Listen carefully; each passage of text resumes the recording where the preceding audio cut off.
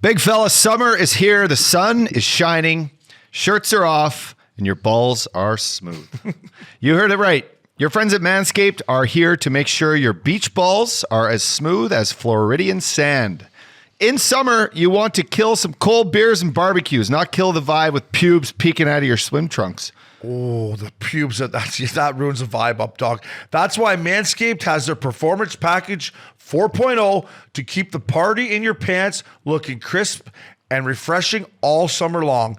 Dive headfirst into summer by joining the 4 million men worldwide who trusted Manscaped, and get ready for hot guy summer by going to manscaped.com for 20% off and free shipping with the code Curfew. The Manscaped Performance Package 4.0 has everything you need to prepare that summer bod. Inside the package, Obs, you'll find that Lawnmower 4.0 trimmer, a Weed Whacker ear and nose hair trimmer, Crop Preservative Ball Deodorant, which you love, Crop Reviver Toner, which everyone loves, and Performance Boxer Briefs that I have on right now, and a travel bag to hold all those goodies. Get 20% off with free shipping with the code Curfew at manscaped.com. That's 20% off with free shipping with the code Curfew at manscaped.com. This is the summer to turn your package into the full package with Manscaped. Hello everyone, hi, I'm Wayne Gretzky. Listen, if you get a chance, tune in to our show on Missing Curfew. A few laughs, a little bit of fun, and obviously a lot of hockey talk.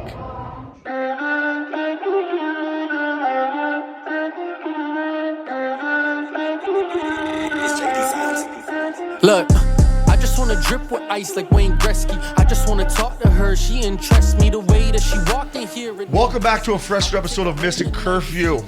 I'm Shane O'Brien. I'm Scotty Upshaw.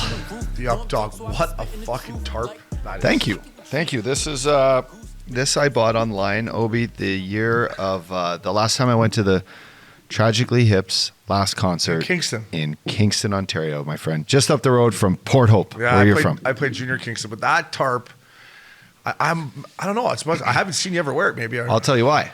I was just in Edmonton, right? Oh yeah. And while I was in Edmonton, quick story, but I feel like this microphone's right in my grill. Yeah, that mic, she's a little wonky. So I had, the training camp I went through where I got hurt, and this was 5 years ago. Well, I brought my whole thing up there. I brought the shoes, the suits, the winter boots, the fucking toques. You thought you were making the squad. I thought I was making the squad. I had the beds going. I had my buddy Luke's place. Shout out to him for letting me stay there and letting, him store all my stuff for 5 years. But anyway, I'm locked and loaded. I packed up the hockey bags when I went back there. My boy Stewie was on his way into town this week for the Balboa. Now I'm locked and loaded. I found a couple old tees that I kept. Some I threw away. I got some good boots. Fuck, I was looking good back then. Balboa week. I've suspended myself indefinitely. I'm like the guys from the LIV Tour. I'm suspended indefinitely from the Balboa. I missed my early tee time a couple years ago. Your PGA membership is officially revoked. Yeah. Me and Loops played so bad. So Bigger on the Saturday morning, Maxi, if you're out of it, they put you early in the morning. So I tried to bribe Chris, the assistant pro, who now is at Pelican Hill, for an afternoon tea time. Didn't get it. It's like 7:30.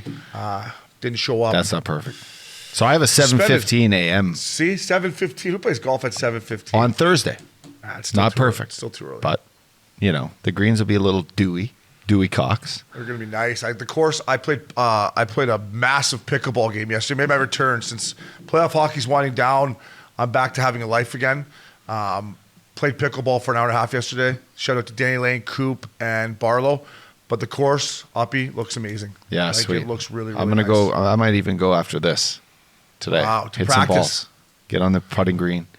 Wow. Put some underwear in the fucking stall. Get ready for sweaty balls. Are you ready for sausages for 3 days in a row? They have these Sabatini sausages every day. So by the third day, you're like, it's just a Pepto-Bismol Tums kind of tournament. Like, you're it? Yeah.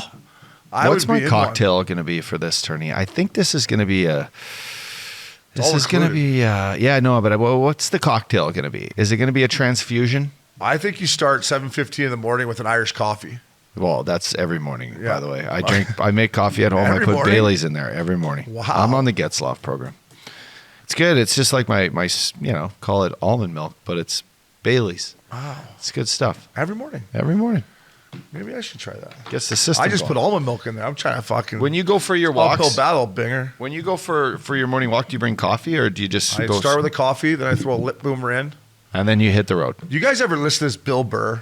Oh yeah, big Bill Burr fan. Holy fuck, is he great? Yeah. Monday He morning does something with podcast. the mic where he like brings it out. He brings it in there. It's unbelievable. Like the Ace Ventura. He's like, oh, Yeah.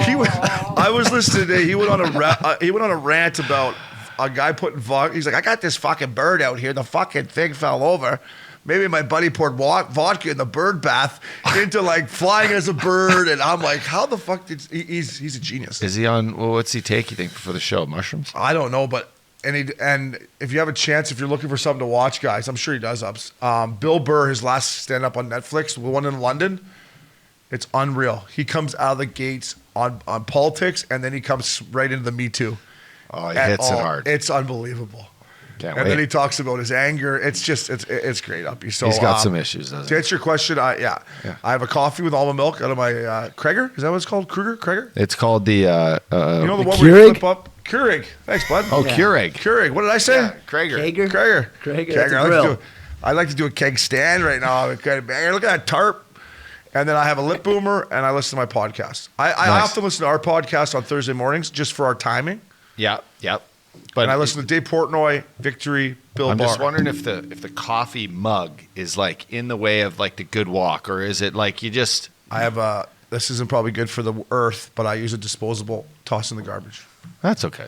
Is it? Yeah. It's a good Should I do my biodegradable. part? Because I don't want to carry my, Your- DraftKings Yeti, although I Your love carbon DraftKings. carbon footprint is nothing like let's just say the premier of Canada. I don't know. Guy's got fucking COVID again. Prime Minister. Come Hey. on, give us a break. He's got COVID again. Yeah. No one cares, bud.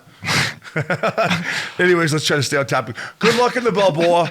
Upshaw, your guest. We did it, boys. Uppy did it. I fucked it up originally. It was a mishap. it was I a actually fuck up. forgot to ask him because we just No, you came out of the gates. You're trying to be a good team guy. I appreciate Yeah. it. I'm going to take the blame. I'm going to go to the media.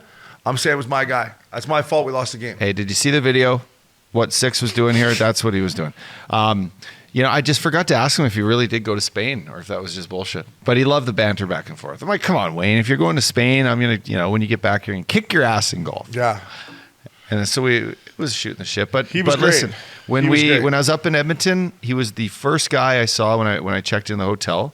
And he's like, hey, I'm sitting over there with Coff and Talk. Come have a beer. And I was with Stewie and our buddy Corey. And sure enough, I'm like, drop the bags off. This was complete old school hockey where you drop the bags in the room, you right down in the lobby bar, have a couple pints. That's exactly how it was when we first got in the league. Yeah, and so it was just great, and the round tables with guys like that, like legends of our game, Gretzky being the legend, but like Talk and Paul I love Coffey and Darren Pang, and it was just a great little group of guys. So it's awesome. We got Wayne Gretzky on our podcast. The great one, Updogg. What a pull. I'm going to ask Talks to come on, too. I want to talk to Talks. He was a beauty. So, Updogg, Canadian Open. It's U.S. Open week. Last week, the Canadian Open, Rory McIlroy. What a final group.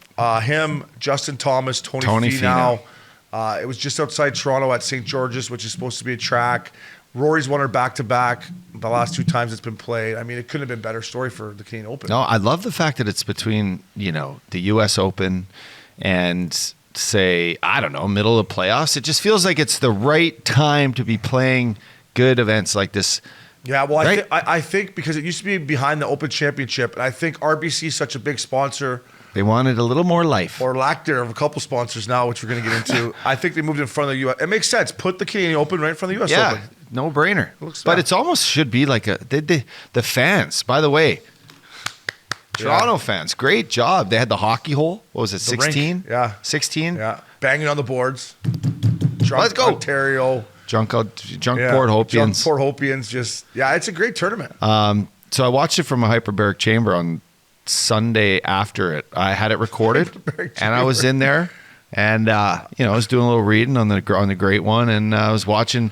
Man, Rory was playing great, Rory was striping it. striping it, and JT was right there till the bitter end. In fact, I almost at one point thought, You see Bones like working with JT, and I'm like, What a JT, group. like, Bones the caddy. Yeah, so I He's turned it just- on, and JT got off to a tough start, and then he just started making birdie. Fuck, he after made birdie. 5 in a row Yeah. from, I think, 6 to 11. Yeah, It was impressive. it was super. I mean, it couldn't have been a better whole situation for the Canadian Open. And like, obviously, we're gonna get into the LIV Golf, and Rory took it personally. Obviously, he doesn't like Greg Norman, so him and Greg Norman were tied at 20 PGA Tour wins. That's Rory's 21st, and he threw a dagger at Greg Norman after being like, "Yeah, there was one guy I wanted to fucking." He didn't swear. Yeah. He's not on Missin Curfew, but he's like, yeah, 21 wins. How about Justin Rose? Guy had 3 eagles. He was on a Man. 58 watch for a bit. Is Justin Rose, if you're Justin Rose, are you not a guy that's going to go, like, the LIV Tour is, like, perfect for him, no? Yeah, so yeah, the LIV Tour. Like, but wouldn't you, if you're Justin Rose, you're like, I'll take 100 bananas. He's got it all, doesn't he?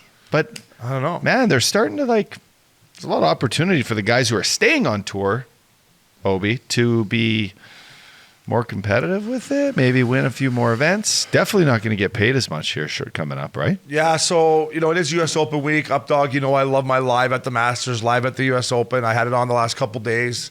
In between the Sirius show and preparing for our podcast, I had it on. And listen, I'm not going to sit here and pretend like I know what's going on over in Saudi Arabia, because I don't know what's going on. But, some of these questions these guys had to answer, it's like, fuck, man. Like, Yeah, the gym. I was blown away. They were bringing up stuff like, You could say it. Yeah, like No, 9/11 stuff. And I was like, man, like, this is crazy to me that this is being mentioned with, I guess I didn't realize how big of a deal it was. Like, I was blown away with some of the questions that were being asked of these guys, and said these guys, like, families from 9/11 being like writing Phil a letter and saying like the money was funded from Saudi Arabia to, hijack. I didn't know it was all that up, so I was really blown away. I guess I should have done more research, but. It's tough. It's tough that even got brought up. It was an article that Jim Nantz brought up to the commissioner of PGA in a New York Post article that it was like creating a little bit of fuel on the fire. Obviously, the commissioner's backs up against it. He's got some of his top players in the world,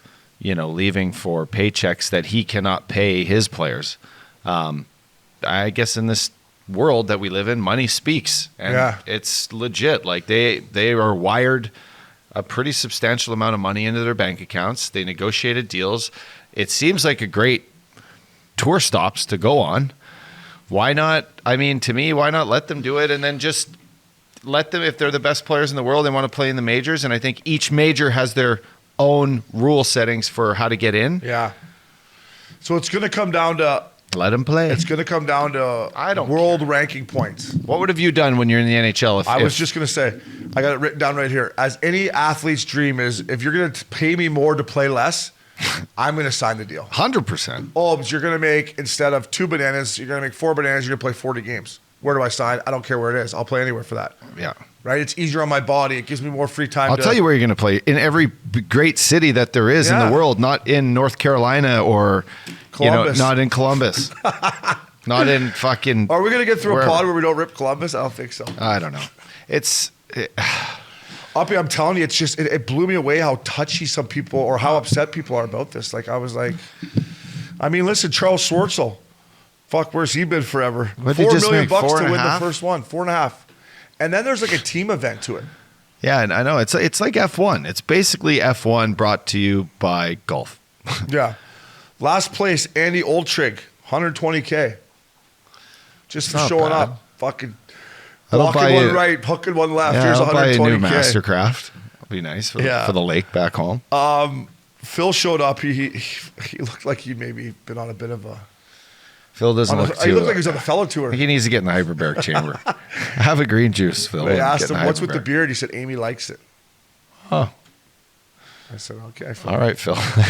And Phil said basically that, some of his decisions he's made off the field, off the course, is why he's in the situation that he's in. Basically, I think he was insinuating on his gambling, right? That I don't know. Like, for Phil, he's 51 years old. They're going to give him $200 million. I don't see how anyone would turn that down. I guess my curious question I would have for the league organizers of LIV would be, how do you expect with such backlash from media outlets and from the PGA Tour and from some of its star players, like how do you combat that? to like getting a great TV deal to help pay for some of these expenses. And it's not cheap to take over golf courses every week and build grandstands and have sponsors. And so what's the build out? Like, what's the end game? How long, like, what's the guaranteed, like, obviously these guys got guaranteed money, but is it for like 5 years, 10 years? Like, what if they've got a 10-year plan? 10-year plan. The Thanks, Saudi Max. government, yeah. See? It's like the movie Big Daddy. He's on the 10-year plan. Yeah, what? Don't die? Updogg, you're right about the money situation because that's when it's going to come down to. Like, they just bought a Saudi group just bought a football club over in the Champions League. Newcastle. Thank you. For 300 million pounds. Newcastle, which is one of the bigger teams, right? Yeah, it's like a top 5 team in the Premier League. Yeah. Now they've paid for 2 golfers with Phil and DJ 250 bananas. So they bought a whole fucking soccer club for 300, but they've only paid 2 golfers. Now Bryson 100 bananas. Like, when, I know they have trillions of dollars over their ups, but when is it going to come to the point where they're like, okay, they're eventually going to have to see a return here, aren't they? Or I don't know. No, they don't care. They don't care. There's a lot bigger play to it than seeing a return on the money. It's the exposure and things like that. But maybe there's a lot of layers to this thing. They know that there's a lot of layers, and this isn't the podcast to layer it, is it? They're pretty energy independent over there. So I feel like they're going to be okay. I got to tell you something funny. Our buddy told me, I can't even say it on this podcast, but I will tell you after. U.S. Open Updogg. That's got to be something. Yeah, it's going to be, you're going to like it. Let's pick a winner. I don't even know. It's at Brookline. Oh, here, I got the odds on DraftKings pulled up here. So it's, and then I always used to resort back when I look at golf. Brendan Steele, a close buddy, fan of the pod, he'd always talk about guys having success in different areas of the country based on grass, based on, weather, humidity, right? Yeah. Where the fuck is this being played? It's at the Brookline Country Club in Brookline, Massachusetts. So you know what this course is famous for was the comeback in, I believe, the 91 Ryder Cup. Remember Justin Leonard? Remember the horrendous golf shirts they had on? Terrible. Baggy pants. Yeah. Terrible. This is the country club. This course was like founded in 1808 or something crazy ups. It's an old school track. So your favorite to win is Rory, coming off a big victory. He's got a U.S. Open before. He's plus 1,000 as an outright winner. But top 10, plus 140. It's almost like you're picking the Golden State Warriors over Boston Celtics at home, plus 140. How are you? I'm looking at the list here, Ops. I don't even John know. Rahm, plus 1,200 to win. I've taken Rahm the last couple majors. Maybe I should stick with them. Should I stick with them? I don't know. Cameron Smith's always a good pick. His mustache going plus 2,200. Cameron Smith. I'm taking John Rahm. At what was it? Plus. You got John Rahm. He is he's your third favorite. He's plus 1,200. $100 wins you 1,200. I'm going to take him. I took him in the Masters. Shit the bed. Did I take him in the PGA? Patrick Cantley. When is Cantley going to come back and just be a Storm and Norman? I don't know, but he's so boring to watch. Plus 200. Yeah, I know. Plus 2,000. That's why I loved like Sunday's RBC Championship. It was like Finau's great to watch. That was the best final group that I've seen all year. And tight. Almost in a long. And we talk about this LIV tournament, and this has nothing to do with the LIV. It has to do with, I used to be a golf nerd. I said this last week on the pod, but I don't even really watch the PGA anymore unless I watch the Canadian Open on Sunday, poolside at the Bay Club. And it was awesome. I'm like, this is what, when you have the top players in there, it's the best. I just think everyone's so good now that, like, I don't know, go through this field. Some of these guys, you're like, Wyndham Clark, huh? And James Paul, I mean. To what Max said, Obi, like the long play and the long game, like what if they did get the top 50 players to play in fucking 20 events? And it was like the World Golf, the WGC events, but they owned the players and they fucking traveled the world with these guys. And it was 50 guys. That's where they can make money, I think. Because TV, that's where like TV, everyone wants to watch the top guys be in the hunt all the time. Yeah. You don't want some random guy. Brooks Koepka's press conference was like, he basically said, why are we even talking about this at the U.S. Open? But he was like, well, right now I play in the PGA Tour. I haven't had any other options. See, I think he might be jumping ship. He's jumping ship. Him and DJ are boys. Did you see his wedding? Fuck, did he have a time? Yeah.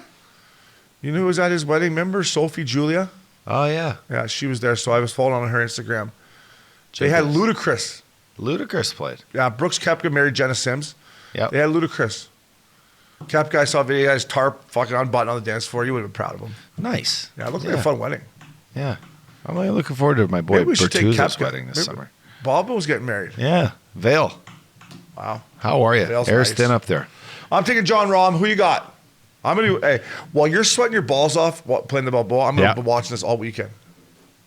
I don't know. I'm trying to make you jealous. I know you don't like sitting down. Yeah, Sunday's Father's Day, so I'll be kicking. I'm not doing anything for Sunday. Sunday, you get an IV. IV.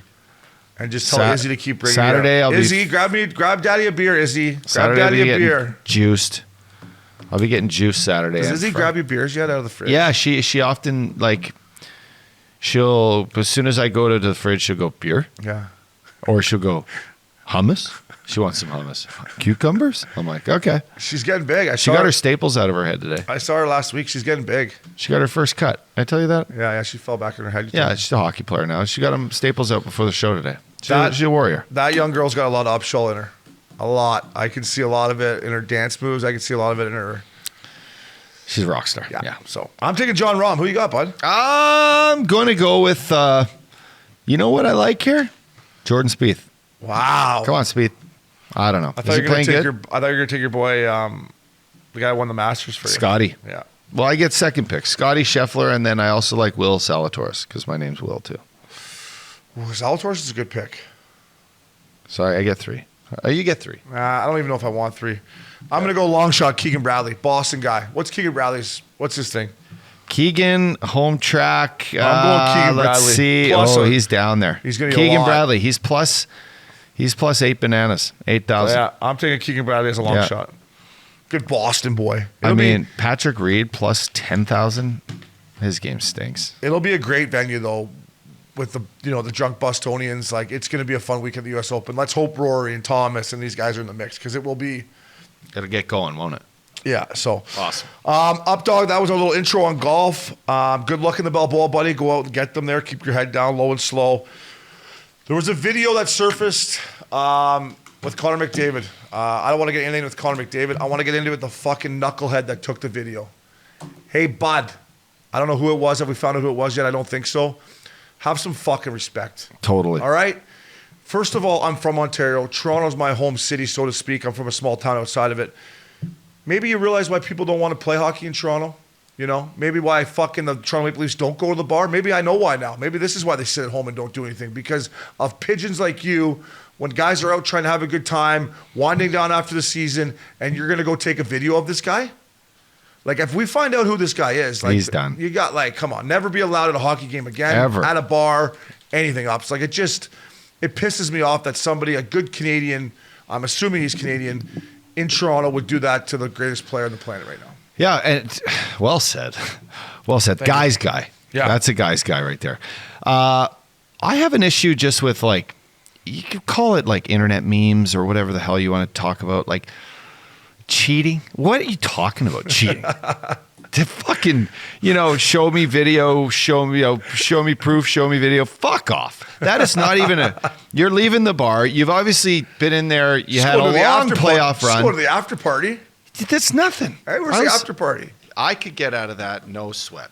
That is like the people saying that's Well, that's neither here nor there. right. We know. You would have had some button that deleted all the. No, but call it what it is. Call it like it's a video of him leaving the bar and there's a girl in front of him. He's not. He's coherent enough to turn around when the guy says, "Hey, bud, McDavid," but when he says, "Hey, Connor," and then you see the look on his face, you're like, "Fuck." I just think people who jumped on this bandwagon of the word cheating is that's who I'd like to get a hold of. Like, fuck off. He's not Use a married. different word. Use like guys having a good time. He's not married, No.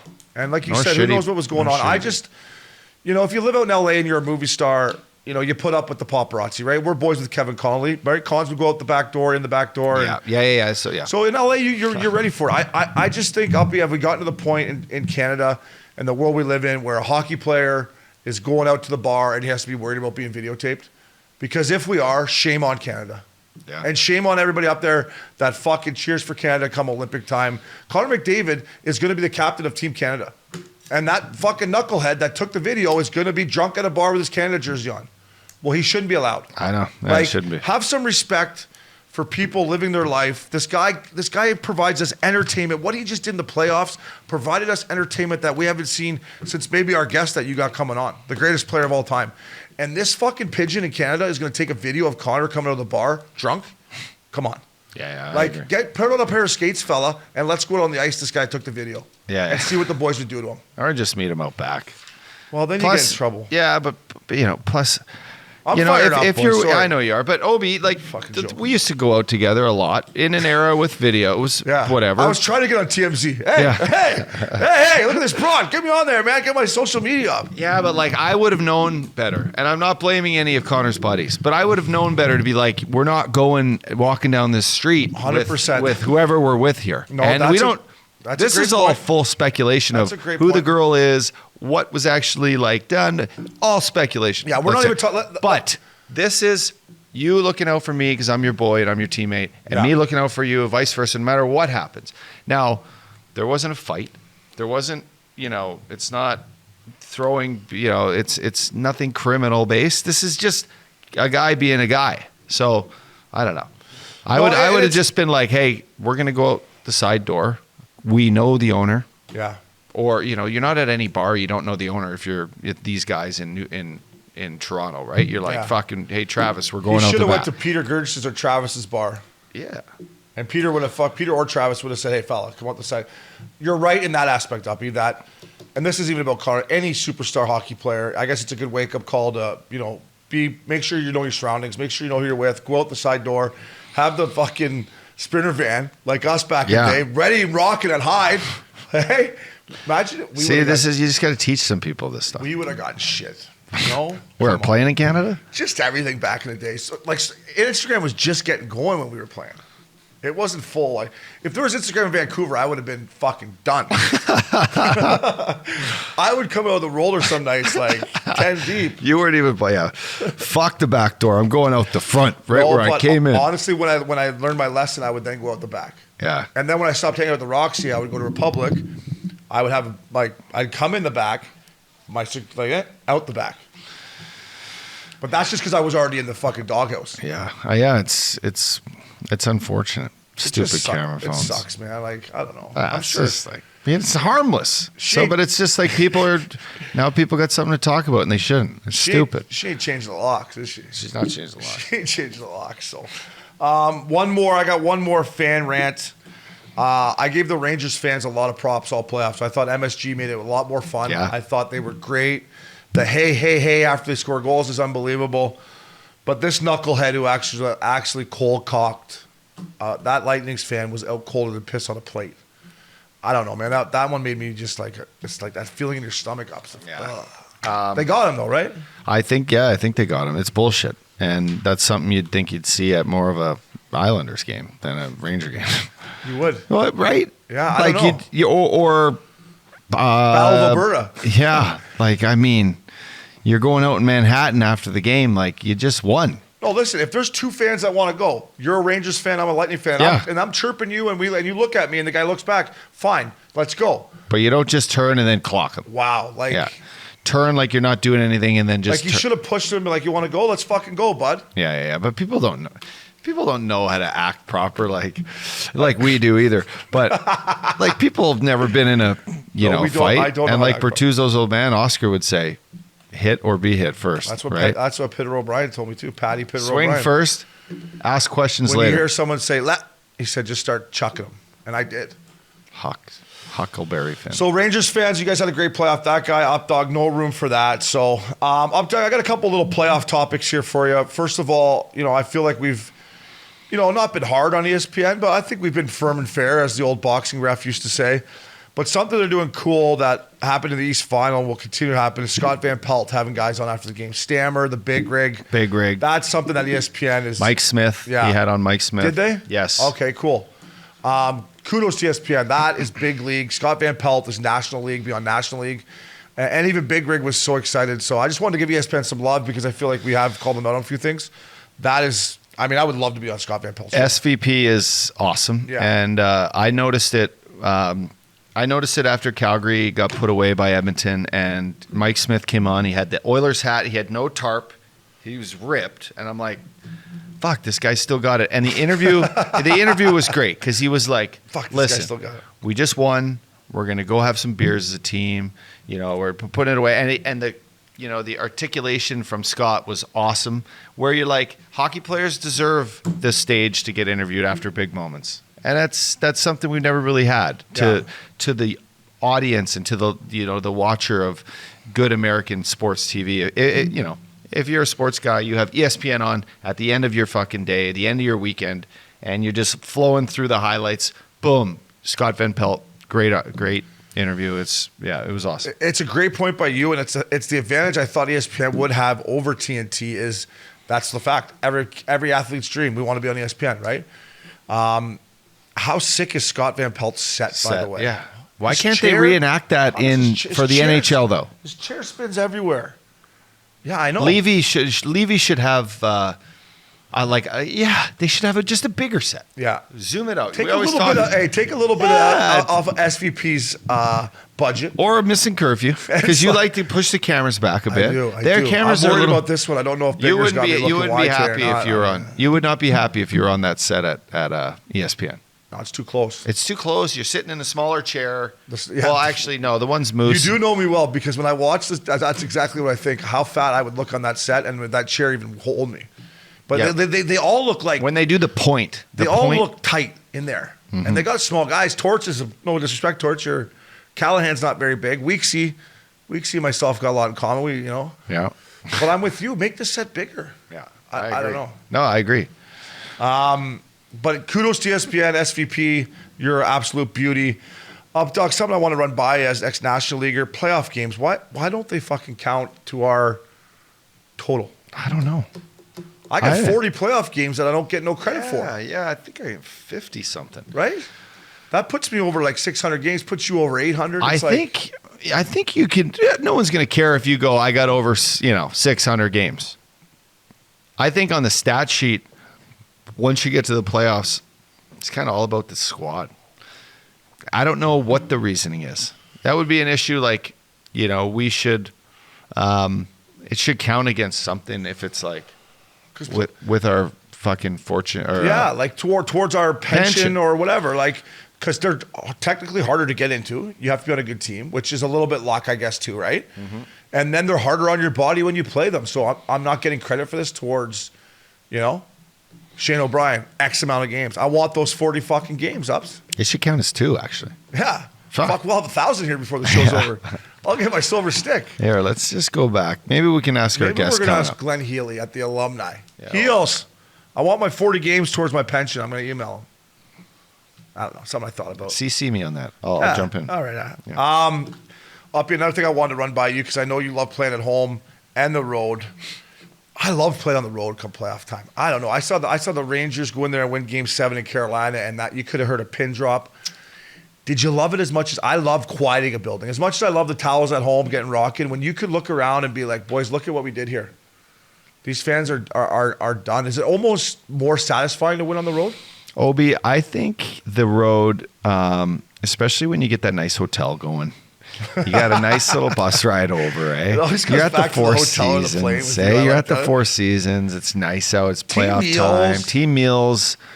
You probably You had a you don't have to think about anything other than maybe who's coming over after the exactly. match, You got a eh? girl lined up in Chi-Town or wherever you're playing. You think of the team first, but No, but you're just going to bed. You gotta, of course, I'm just kidding. Release some energy the night before the game. Listen, I think it's something to be said. Good road teams. I think in order to win a Stanley Cup, you got to be a great road team. Can't just be homers. You got to find ways to win in tough situations. And there's no tougher situation than when you get down in a building, and it's like, holy smokes, how do we create our energy here? Like, because this is tough. Every time they're getting chance after chance, the fans are screaming. Now, look what happened in Florida. Florida this year, their fans, I don't know what happened to them. In fact, I think I might even have said, what the hell's going on with you? You guys are on the milk carton. Yeah. You need to provide energy for your own team because it's harder to play when you get down in these tough tough buildings. And Tampa, for example, that they look like they just have blinders on, and nothing phases them. Doesn't matter where they are. You know, they went into New York and won a massive game. It's like, wow. You got to learn how to. You got to learn how to win on the road. Yeah. And it goes the other way because you bring up, barns that were humming. The Madhouse back in the day. Once they got going, we were like in Vancouver. We were hoping for a TV timeout. We're like, someone get a whistle. Slow these fuckers down. So it's two different animals, but I love quieting them building down. One last thing here. Hedman wore the same suit to game 3, 4, 5, and 6. You ever done that? Stinky. No. Fuck. Do you get dry clean after every game? No. I mean, maybe, actually. Did you? You know what? It was either that or I would never wear like the same shirt, but suit, yeah, I could see myself wearing the same suit. Have a good game. Yeah. Get her going. Like, I'm like, hey, are you too lazy to pull the new one out of your bag? I guess I didn't have that many good games. I was superstitious, but not with the suits. I got all the suits Typically, coming because I back. probably went out, not in playoffs, but after a regular season game, I went out, spilled some beer on it, or I got some vodka sauce on it from the... Fuck. Marinara. Can't wear that tonight. It's National League. Cameras got me coming in. Coffee. Spilled coffee walking You in. wouldn't even wear a suit nowadays. What would you wear? Anything. You could wear jeans. I'd go black leather, black V, white shoes. What would Binger wear? I wear that shirt that Binger has in a double XL. Dodgers? Doyers. Doyers. Awesome. Hey, we were talking to Belly the other day on the golf course. He said he's going to come on Missin Curfew, but... I don't like him on the golf course during baseball season. No, we were on the golf course. He was in this hotel room. Binger, relaxing. don't you worry. You guys are going to be fine. Are you Whether one of they're those teeing fans, eh? Are you teeing one of it up. He's had his swinging issues. I don't need him. I don't need him golfing right now. Look at this guy. Swinging issues. Swinging issues. Swinging issues. Look I at this don't know. guy. He's one of That's these like- fans. that's like someone He trying calls to in, tell hey, you- Binger it's from like Santa Monica. Belly's got a bad swing, man. I heard he's golfing, bro. I hear this O'Brien's having sex on game days. Oh, Brian Fuck, drinks man. too much. No, I'm sure he's a sex addict. That's why he can't win. You big dork. Hey, Binger, Santa Monica, long time listener, first time caller. Bellinger's golfing, and that's why he can't hit. What's you doing worse, that, Binger? that guy or the guy that took the picture? Or the video? Right? Still the guy Come with the on. video, man. Well, hey, if you're out there and you put your head on the pillow tonight, Know that we're coming before for you you. rub one out to OnlyFans, God knows who he's rubbing one out to. I can't chirp about that. Just joking, Binger. We love you here at Mr. Curfew. This is a great lead up to our guest today, by the way. Yeah. Our first segment is brought to you by our good friends at Canada Dips. You want one? Yeah. What a Yeah. pass. It's back, baby. Our boy Broadway Jimmy Scoops, we love you. We miss you. The rumor mill. It's that time of year. We got some rumors starting to flow here. Shout out to the Golden Muzzy on Twitter. This guy's awesome. Nick, he's a beauty. He first reported that John Gibson is open to being traded in Gibby. Anaheim. Gibby! Sorry, Barry, that was probably loud. Sorry. I can see this happening. I love John Gibson. I had a good conversation with John Gibson at Getzlav's last game for what I can remember of it. I was drinking a lot that night. Gibby's a good guy. Great Great guy. goalie. I think he it's dealt with time. some shit at the end of the year. Yeah. What do you think this? I think it's time for Gibby to move on to, Pitt, Toronto, Edmonton. Would he go to Edmonton? Because now if you have John He's got Gibson, a couple young kids, so it's a perfect situation. Like Edmonton, you don't want to be like, you're not going to attract like a single guy in his 29, 30, are you? I don't know. you weren't going to get Upshaw side in there, were you? Well, At you 20 could have had. They could have had me at 35. At 29, 36. when did you sign your deal with the Panthers? How How old were you? 26? 29. Were you 29? I was 29. Okay, and you got a nice ticky, right? What did you get, 16 or something like that, or more than that, or whatever? It doesn't matter. We don't need to get counting. that. We don't need to get into that. Cut that in half after the last if month. the Edmonton Oilers would have offered you at 29 years old, how much more bananas would it have taken you to get you up there at 29 instead of going to South Florida? Be honest. It's your own podcast. Be honest. 10 more. 10 more. I thought you were going to say 5. 10, exactly. Well, So if they had it's- Connor McDavid back then, I probably would have went then. No, that's true. But they didn't. They just kept getting first-round picks and blowing it. Yeah.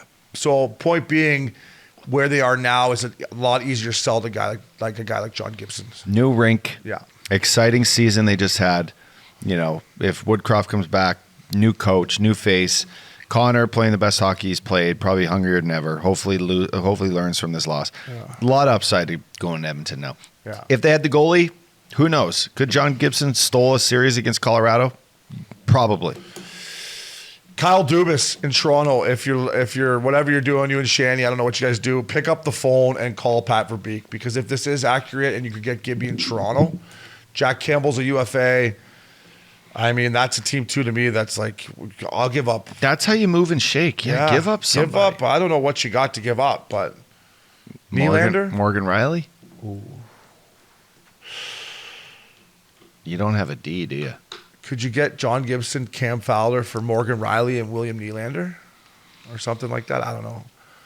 I'm just throwing stupid shit out here.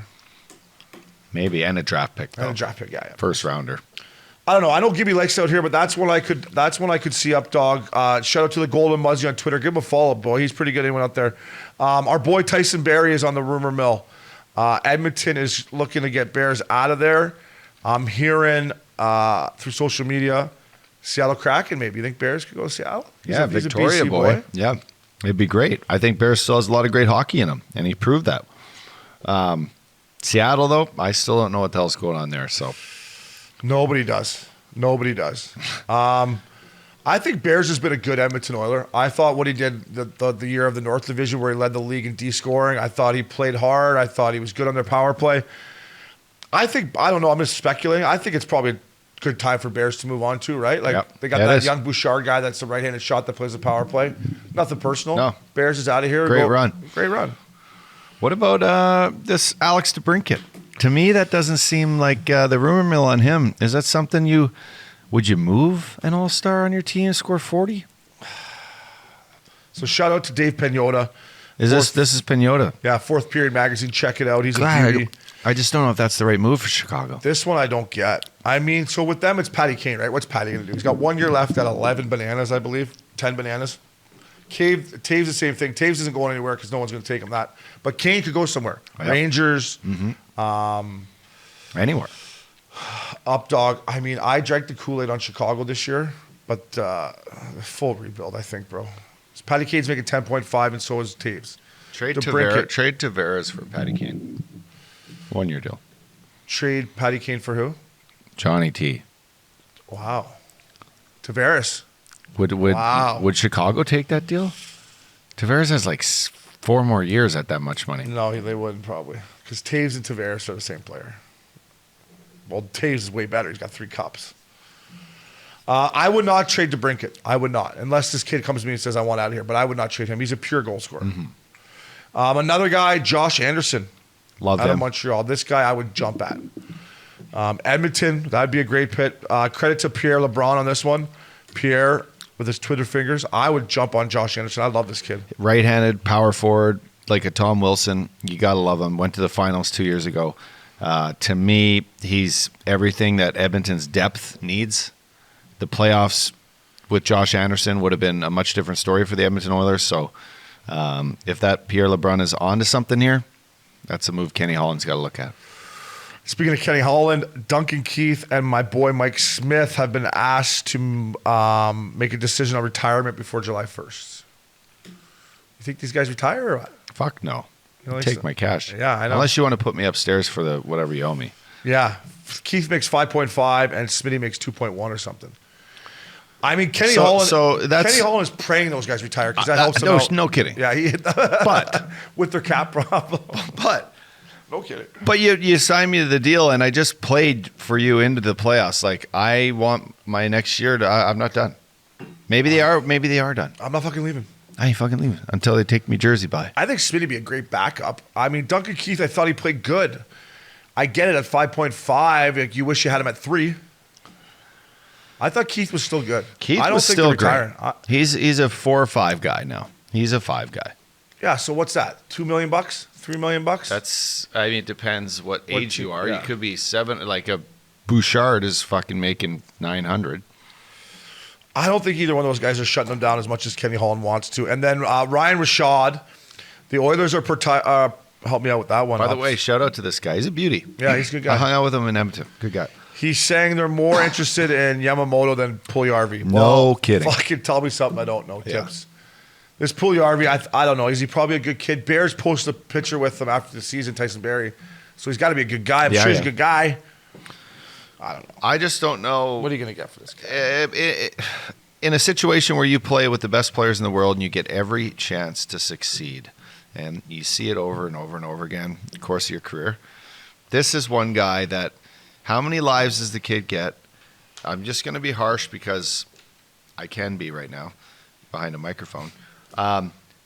You have every tool in the shed and you can't fucking hammer one nail. Yeah, to me, right? No, It's I think he works hard. I think he's probably a nice guy. I've never met too many bad Finns, but it's just he can't put it all together. And if I'm Kenny Holland, I'm just the guy that watches the Oilers. I've had enough. No, because he's not. He doesn't play up to a third line player. He's not a second or a first, and he can't play fourth line hockey. So just let him go back to Finland. How's that? Finland, that's exactly where you should go back to. Or you could go to Switzerland. Or you can go with Koskinen, who signed a 2-year deal with Lugano. Lugano. Good for him. Sick place. Did I tell you about my Bob Hartley story? Fucked me out of Lugano? You did. Yeah. Go stay at the Villa Sasa. You want to hear it again or no? You don't want to hear it again? I hate Bob Hartley too, just because of you. I had my sticks taped. Oh, look how I kept that in front of me, Binger, just like the Dodgers. By the way, in between this, can we just talk about the Bauer stick? The Synergy. Did you buy a couple? I bought 2 heel curves. Limited editions. Did you see those? Yeah, I saw them on our Twitter. Princey put them up there. I mean, what's the oldest stick I have in the back there? I used the Synergy back in the day. Do I? Is there? Oh, see, so the red Easton is a Rick Nash, and that's probably as old as I can get. No, on the other That's side. a Bauer. The red, right? No, the one beside it. Yeah. Okay, so we're seeing that one. That ain't a Synergy. No, but it's the one right before that. I used a Synergy in junior. Is that a Rick Nash? Yeah. This is an Easton SE. Fuck, this is a nice twig. I could have used this one here. Right? There's a lot of goals in that.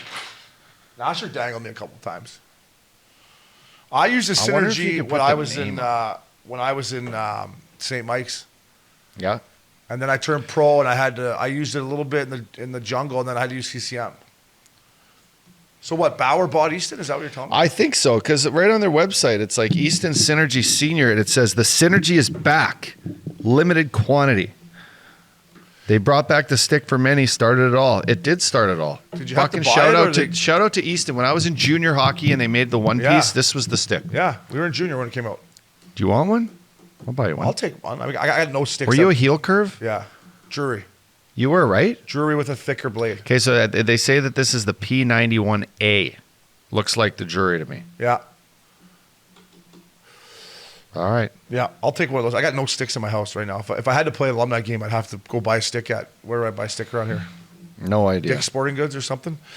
That was a rumor mill presented by our good friends at Canada Dips. Promo code Curfew Cali. I recommend the strawberry cough. It's unbelievable.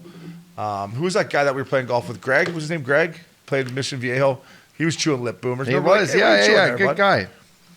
I think Coop's chewing some lip boomers behind the bench too. We're gonna get into some John Coop stuff. So our next segment, playoff time here, Updogg. It's Tea Times presented by our good friends at Good Life. Promo code Curfew. The New York Rangers ups. I got it up right here. A great year for the Rangers. I had them making the playoffs. I, however, did not have them going to the Eastern Conference Final, as nobody else did. They have 13.5 in cap space. They got some big UFAs. Ryan Strome, Andrew Kopp. Two guys. Frank Vetrano, who, that guy's unbelievable. His shot is nasty. National League. Nasty. They got their D signed beside Justin Braun, who I'm sure will leave town, but Keandre Miller's only making $925 for one more year. They got Shesterkin. I think this team is on the up and up. I will say this about the kid line. Lafreniere, Hedel, and Kapokako, even though he got scratched. I thought they made some strides up. I think Lafreniere can jump up in Kopp's position next year and play on that second line. Would you have said that come Christmas? No. I would have said, I don't even know if this kid's going to pan out. I wouldn't have said this before playoffs started. What does he remind you of? Like, what type of player? He like, towards the latter, half of the playoffs, like, Game 6, he did some dangling coming into the zone. Do you remember that shift? Oh, yeah. He came in and boom, boom, boom, then drew a penalty. Yeah. He looks like, I'm trying to think. does he have like Marty St. Louis in him? He's bigger than Marty, but like they play the similar way for sure. Yeah. Like you got to think He's French. got size and good shot. You got to think French. I'm trying to think of left-handed shot. Yeah. What about Mike Comrie? Oh, what sick style. Good Did stuff. you see, speaking of comms, Princey put his, when he was in the Oilers, what Epic. sick style. Epic. He always had the most National League style ever. Mm-hmm. I like this kid's game. He reminds me a lot of Kopp, if you want me to be honest with you, with more I like skill Kopp. upside. Yeah. I think Kopp's going to leave town. I think they're going to make a play at Strome. And listen, a guy that they didn't have and they can't forget about is Sammy Blais. Sammy Blais will be RFA. My boy. I think they re-signed Tyler Mott. I like this team up. I think Gerard Gallant's the right man for the job. I think they have a nice window here the next, 3 to 5 years. I think they have a chance to win one. I'll just well said. Yep. And all I want to add to that is just how awesome hockey was in New York. And from all the things I heard from my friends out there, to the rink, to the TV, the fact that you're 2 wins away from the Stanley Cup final, you lost to the champs. I mean, good on you. Good on Gerard Gallant, Mike Kelly. To me, that's a big step. A team that I wouldn't have even got through the second round, or maybe through the first round, let alone they played incredible hockey, and it's awesome to see for our sport. It's awesome. And I'll be honest, if Trouba doesn't hit Crosby, they probably lose in the first round. But whatever he did, they came back to beat the Penguins. They came back, down 3-2 to beat the Hurricanes. Are they as good as the Eastern Conference Final? Probably not, but they got so much experience through that playoff run, and you know it as well as anyone. You've been to conference finals. That experience for these players is going to make them so much better. We both love Gerard Gallant here. He scratches Capo Caco in Game 6. I got to be honest, I didn't love that. And then he scratched Revo. I don't know. I guess you got to try to get some more offense. The Capo Caco one I didn't get, though, because I thought they were playing pretty good as a line. I mean, it's tough because you look at the game 1 and 2, like Revo was an enforcer, grabbed Maroon at the end of the game, like crowds loving it. Then they went to Tampa and got absolutely. How quick a series can change, huh? Right? It's crazy. When you play the champs and a goalie comes in. Like they were up 2-0. They had every moment, and Turk was saying like momentum isn't a thing. Like he was pretty adamant in his interviews that there's no such thing as momentum game by game in the playoffs. Well, you lost 4 in a row, 2 in Tampa, 1 back home, which was your first loss in the playoffs. Then you had to come and backs against the wall. Igor would have had to stand on his head to win this game. Momentum. Yeah. I mean, Vasilevsky, you think you ask him the same question? Is there momentum in playoffs? Like, does he start to feel it and carry momentum for him? Yeah. I think absolutely. And the Lightning did a great job of getting in Shesterkin's face in Game 3 and 4, and it continued in Game 5 and 6. Perry, Maroon, Stammer, Cooch, all of them. All of them. Sorelli, Killhorn, Hagel, Paul. Mm-hmm. They got in his kitchen. They made it uncomfortable for them. It was a great season for them, and I'm with you. With the New York Rangers, good. It's good for the NHL. Yeah, so. absolutely. Saying that, they're probably playing Liberty, right? Would you go play Liberty? Liberty? Might do the hour drive, go play Pine Valley. Oh, wow. How about that? That was Tea Times, presented to you by our good friends at Good Life. Speaking of New York, check them out. Promo code Curfew. Brings us on to our last segment, brought to you by our good friends at DraftKings. Curfew Kings, Stanley Cup Final, Updogg. It's here, boys. We did it. Maxi Binger, couldn't have done it without you. We're in the final. The stretch run. Colorado, Tampa. I'm going to call it the battle of the best 2 dress coaches in hockey. Jared Bednard and our boy John Cooper. Coop's suits, man, I noticed them throughout the second and in the conference final. Keeps them nice. Keeps them blue. Keeps them good colors. Nice little pocket square. Coop looks like a National Leaguer. So these 2 coaches, it's good for TV. It's great for TV. Who loves hockey this deep in the playoffs more than John Cooper? I mean, he lives for this That stuff. video that Princey, got off NHL and put on Missin Curfew of Coop with the cup, smoking the cigar, saying, I guess we might as well go for 3. Like, confident. He's such a beauty. Yeah, well said. Both guys, good hair, good demeanor behind the bench. It must be nice as a coach, Obes, to look in front of your eyes during a hockey game and see either McKinnon, McCarr, Landeskog, Kadri going, let's go. Or you're on the other side just going, you know what? I'm in a pinch here. Like if it was Trotzy, kind of like, holy shit, what do I do? Just put Hedman, just call Hedman's name. Just put Hedman out there. You got Stammer, Cooch. I mean, and then, we talked about this checking line. Hagel, Cirelli, Killorn. Like Killorn doesn't have a goal yet in the playoffs, but been playing great. Awesome. Yeah. I mean, if it's just not the puck going over the line, you're doing everything else, everything in shape of winning hockey, Killer. So keep going. But what a fucking final we're into tonight, bud, huh? I got money on both of them. I'm gonna toot my own horn here. I took the Colorado Avalanche at the start of the year on DraftKings to win the Stanley Cup. After we saw the Lightning play live at the Stadium Series, I then put money on Tampa. So we're gonna get to our picks, Uppy. I'm really torn. Tampa was 2-0 against me in the regular season. I know that means nothing. I look at their teams. They're pretty even keeled, buddy. It's goaltending for me, Ups. I've been saying it to you all playoff long about Darcy Kemper. I've been saying it to you all year about Darcy Kemper. I thought it's just going to come down to him if these guys are going to win a Stanley Cup. It is. He doesn't have to be the best player in the series, but he can't be the worst. And you got the big cat Vasilevsky down at the other end. It's speed and youth against structure, experience, and championship DNA. It's a final I think everybody wanted. I don't know, Ups. I'm torn, man. I'm fucking torn.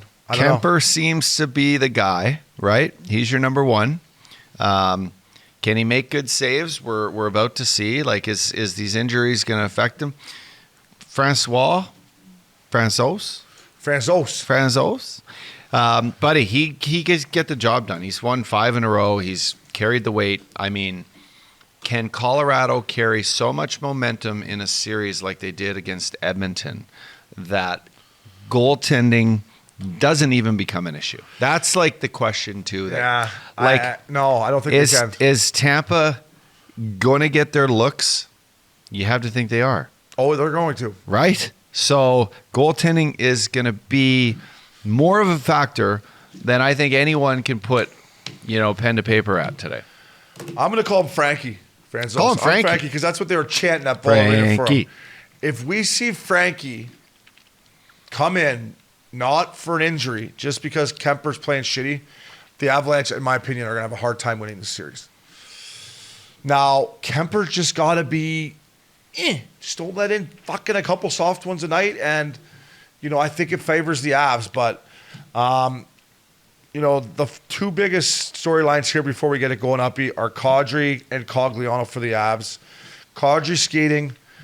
A lot of people think he's going to play game 2. I think he's going to play game 1 Wednesday night. I don't know. I got a feeling this fucker's going to be out there. I would put him in a defensive role. I would say, hey, listen, they're going to put Cirelli, Hagel, and Killer against McKinnon. Kadri, you're playing against Stamkos, Kucherov, and Palat. And I don't care how many points you get this series now. Shut this fucking Stamkos line down. And you play with a broken thumb. You can do that, can't you, with a broken thumb? Play defense and face-offs will be hard. Yeah, you can play hard. You can play hard. And that's all I think they need from him. Yeah, so the one thing when you have a bad hand is, and you play a lot of minutes, if you do play a lot of minutes, you're going to have to make the plays. So how bad is the hand? Can you get the puck on your stick and make the pass to your D-man coming out when you're getting forechecked by fucking Hedman? Like it becomes, and we don't know what is wrong with his thumb. Can I play like this? Can you put my, like a paddle, like you're rowing a boat? So you tape it like that, and you put my thumb and index finger as one. I can't play like that? No, that's tricky. You do want to create the space, and then you just keep it in there open. See that? So lay it like that. Yeah, or you want your thumb to come down. So your cast would usually be like just... So he's going to be like that. Sticking like that. And then you just get it lodged in there, and you just hold her tight like a beer. If you shoot me up and I can't feel this, I guess you got to feel it, though. Were you shooting it up? Every game, right in the joint. Just needles right in there. And then how would it feel when you're out here? It would be just like you didn't have any strength to it because it was in a cast, so you still needed to be in a cast because it was just shattered. Yeah. So who knows what he did, but boy, he fell on the boards hard. That was fucking dirty. On the other side, Braden Point skating with the third line. He looks healthy to me from the clips I've seen on social media. I think he's going to be a big-time wild card factor. If he's healthy, Braden Point can chip in offensively. It's another, like, concerning factor, obviously, for the Avalanche. I got some odds here I want to run by you. Run them by me, fella. Conn Smythe Trophy winner. Before the series starts, we got to talk about this. DraftKings Sportsbook app has the favor to win as of right now, Cale Makar at plus 180.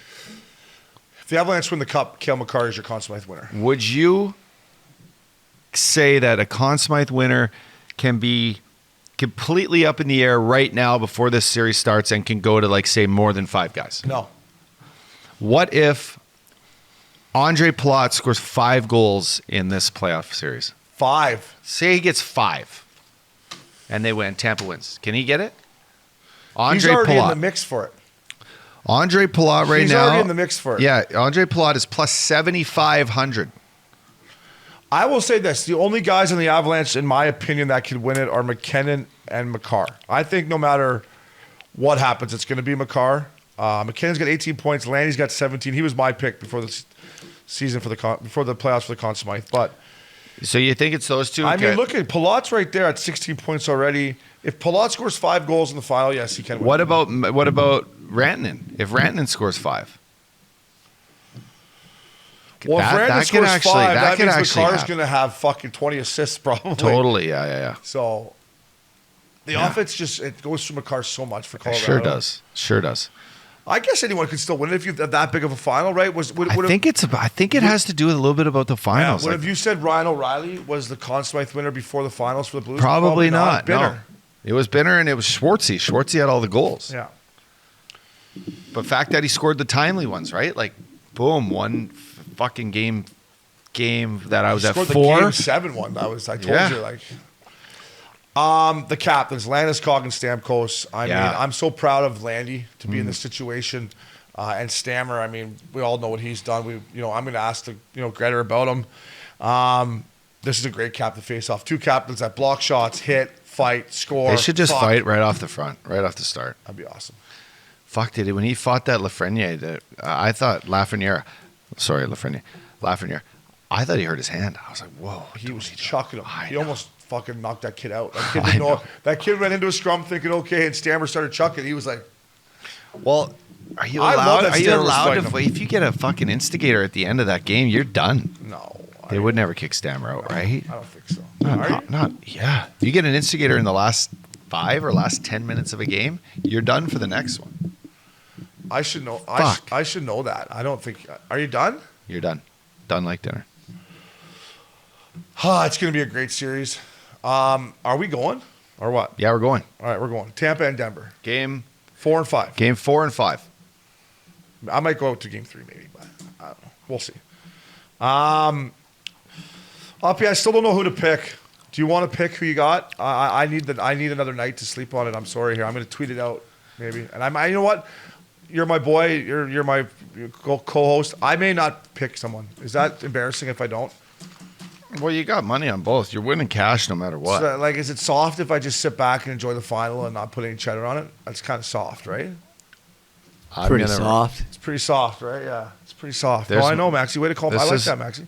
This is my answer. I'm going to put it on the TV right now. Put it on there. Right here. Right here. Right between the eyes there. Right there. Tampa Bay Lightning and John Cooper. How many games? I'm going to say in 7. It's going to be a match. It's going to be a good match. If there's a game 7, we're fucking going back for game 7. There it is right there. I need another night to sleep on it. I will say this before I make my decision. I picked the Avs at the start of the year, so if I'm going to be honest, and I should be because this is our podcast, Uppy, I'm leaning towards taking the Avs. But what's killing me is the second guy's name on your list there, John Cooper. I feel like he's been such a good friend to us this year, and I owe you a bottle of Cam, so I'll bring that in. I'll drink it with you for game. Yeah. Why don't we watch game 2 at your house and we'll drink it? Done. I love I love the way he coaches. I love the way I've seen his players interact with them. I love what he's built there. I know I would love nothing more than see John Cooper win 3 in a row and fucking go down as he's already down as a Hall of Fame coach. But, Yep. And then there's, I picked the Avs at the start of the year. I kind of want to be right about that too. And I bet against the Lightning in Florida, and they bit me in the ass, and I said I wouldn't do it again. So I'm in one. I gotta go see a fucking therapist. Look at this guy. Actually, just Bigger, help me out. What should I do? Go to Kim. I don't know what to do. Just go to Kim's. I need a release. Bigger, what should I do? What? I'm gonna text you later. You got to go Avalanche. I gotta go Avalanche. You bet on them before the season. That was your pick going into the season. Yeah. It's a good bet. I mean, fuck. You're laying down. Again, I'm taking the underdog here. I should get half a bottle of wine. I'm not betting wine on this. Are we betting wine on this one too? No. I just want my ball of Kings from you. Okay. Updogg's got the Lightning in 7. That was our Stanley Cup final preview by DraftKings, promo code Curfew Cali. Updogg. Curfew Kings. Curfew Kings. Thank you, Maxie. I love talking hockey with you. It's been a great year. It's going to be a great final. Can't wait to take a couple final games in with you. Both atmospheres are going to be great, Denver and Tampa. I'm alumni of both. You are alumni of the Avalanche. I know. This is the Shane O'Brien final right here. This is 2 of my favorite spots I played in. Both of these organizations I have a lot of respect for. I had a lot of great times in both cities. A lot of great times in Tampa as a young punk, and a lot of great times with the Fat Daddy in Denver. Maybe too much fun, then that's why they shipped me out of town. It's going to be a great final, Updogg. I can't wait to watch it. It's been fun. I got some candy dips on me. Yeah, a little bit. And we got a great guest, a great one, buddy. Great poll here. The great one. I'm thrilled, and had him as a coach, and now getting to see him again. I'm always pretty starstruck, brother. It's pretty cool. He's the man we all grew up idolizing, and he still is the great one. Absolutely, you're the man, Updogg. We got the great one coming at you. Hockey fans, the final chase for the Stanley Cup is here. And DraftKings Sportsbook, an official sports betting partner of the Stanley Cup Finals, has a can't-miss offer for the most exciting series in sports. New customers can bet $5 on either team to win their game and get $100 in free bets no matter what. Win or lose, big fella. Looking to turn another small bet into a big payday during the final? With DraftKings same-game parlays, you can do just that. Combine multiple bets like which team will win, how many goals will be scored, and more for your shot at even bigger payouts. DraftKings is safe, secure, and reliable. Best of all, you can deposit and withdraw your cash whenever you want. Download the DraftKings Sportsbook app now. Use promo code Curfew Kings. New customers can bet $5 on either NHL team to win their game and get $100 in free bets no matter what. That's code Curfew Kings at DraftKings Sportsbook, an official sports betting partner of the Stanley Cup Finals. Minimum age and eligibility restrictions apply. See show notes for details.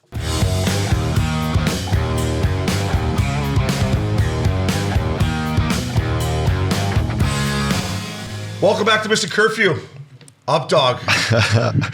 You got him, fella. Wow. I got to take the blame for the first fumble, but you got the great one for the boys. I happened to go up to Edmonton, my home country, last week to see some games, and I happened to catch the great one sitting in the lobby. Mr. Wayne Gretzky, thanks for coming on Missin Curfew. It's an absolute honor to have you on. Yeah, great thrill to be here, and I hope when I was coaching you, you weren't missing curfew. That's not where you got the name from. I wasn't as good at missing curfew back then as I started to get the latter years of my career. You had to be smart back in the day, but there wasn't much getting by you, Wayne. I tell you that. I was joking. Truth be told, Scotty was a pleasure to coach, and he worked hard every day. And I told him when he got there, if you practice hard and work hard in the games, you're going to play so much your tongue will be hanging out. So from old school, just show up and work hard. That's all you got to do. Wayne, I got to just start this off with one story because this is great. But after the Winter Classic, I had my family in town in St. Louis. We played the Hawks. Wayne was there with the alumni, which is a great alumni, and we'll talk about that in St. Louis. But we happened to sit down with you and Trevor to have dinner. And I told this quick story, and you can elaborate after. But I was like, Wayne, you're the first coach I've ever had to put me on the 5-on-3 power play. Like, it revamped my career, thankfully. And then he's laughing over there. Do you remember what you said? Yeah, well, listen, you know what? As I said earlier, you work hard, you play hard, practice hard, but you went to the dirty areas. You know, you got to have guys that are going to go in front of the net. You got to have guys that, even though it's a 5-on-3, you still have to set up the right screen.